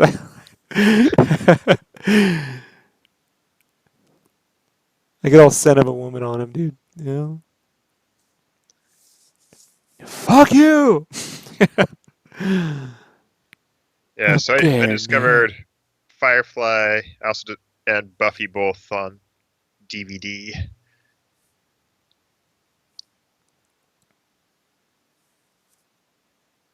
So I think the Buffy has its first. plus and minuses. The third season is pretty much regarded as the best. I think the second and the fifth are probably my personal favorite. The third is great, but the second and the place where the story takes place, the setting, the third season is probably the best in terms of that. But my personal favorite is probably the fifth season. And I'm in the minority. It's just it's how I call it, folks. Uh, but yeah, man. I mean, you could see all of modern TV in terms of like how it's set up now. Kind of starts around there. It's pretty crazy.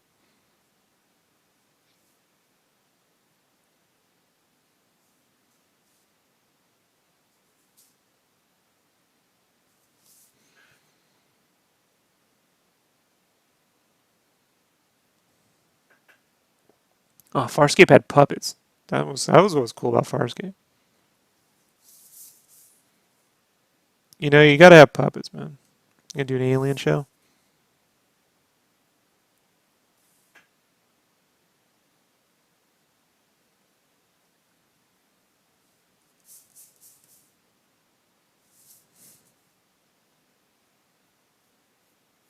Dr. Delibird is pumped that he can finally watch one of your streams. Here I am, streaming. I'm gonna have to wrap it up here and finish this in the morning. It's getting to be almost 2. Welcome, Dr. Delibird. We're about done. Yeah, it's already getting to be too late. Probably should have been in bed an hour ago.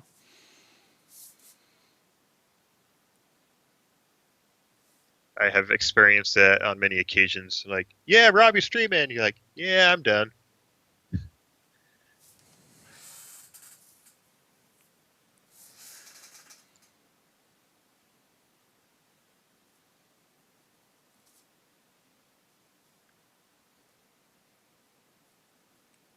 Ash says he thinks it was Henson that did Farscape. Does that sound right? Probably, yeah. They had puppets. I How mean, many puppet really, people are they? I was to say you got like Stan Winston, you got Henson. Those are like, I wish they'd just make a show set, make a Galaxy Quest show, man. I mean, Rickman's gone, but I love I, Galaxy Quest. I thought they were doing a Galaxy Quest something. I don't know. I don't do you see it? I, I have not seen it come out. No, There you go. no.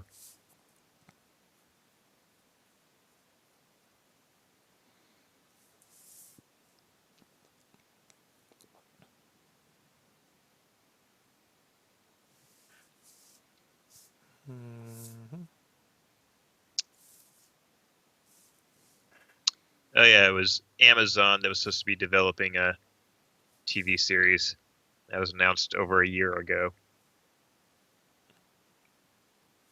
No, I ain't heard shit.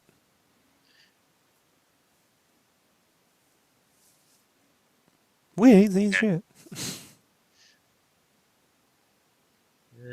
Yeah, everything I see is from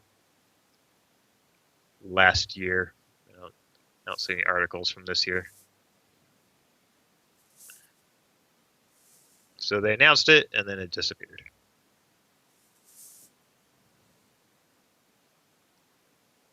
Hopefully it's just like Amazon's playing it close to the vest, like it was announced and then Close to the they've actually shot the whole thing and it's just Christmas morning we wake up and they're like, hey guys, Merry Christmas. Here's 12 episodes of Galaxy Quest. Enjoy.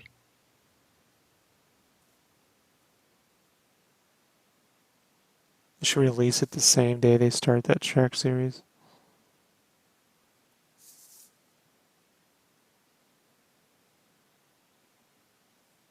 A Willow TV series? Man, that I movie was wasn't a lame. fan. I wasn't a fan of Willow. I'm in the minority on that one. Wasn't my thing, man. Don't know, guys. Didn't really care for it as a kid. Sorry. I was more into Monster Squad and Lost Boys at that time. Like, I watched it, and I remember thinking it was okay. And then a few years back, when it came out on DVD, I was like, oh yeah, I think this was good. And then I watched it again, like, nah, I guess not. Nah, not really.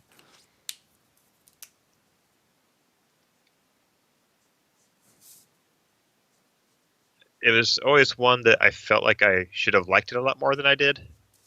Like, it's got all sorts of elements of stuff I normally like. Yeah, I give it a 5 out of 10 on IMDb. So, uh, I was apparently not a big fan.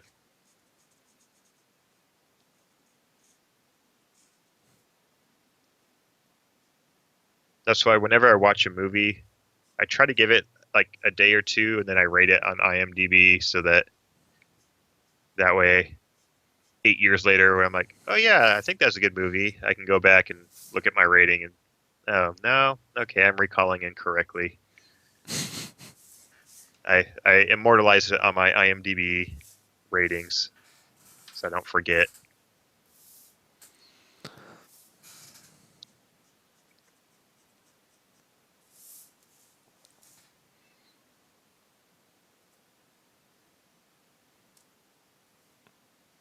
All right, so it took a little longer than I thought it would. It'll get faster once I get the process down.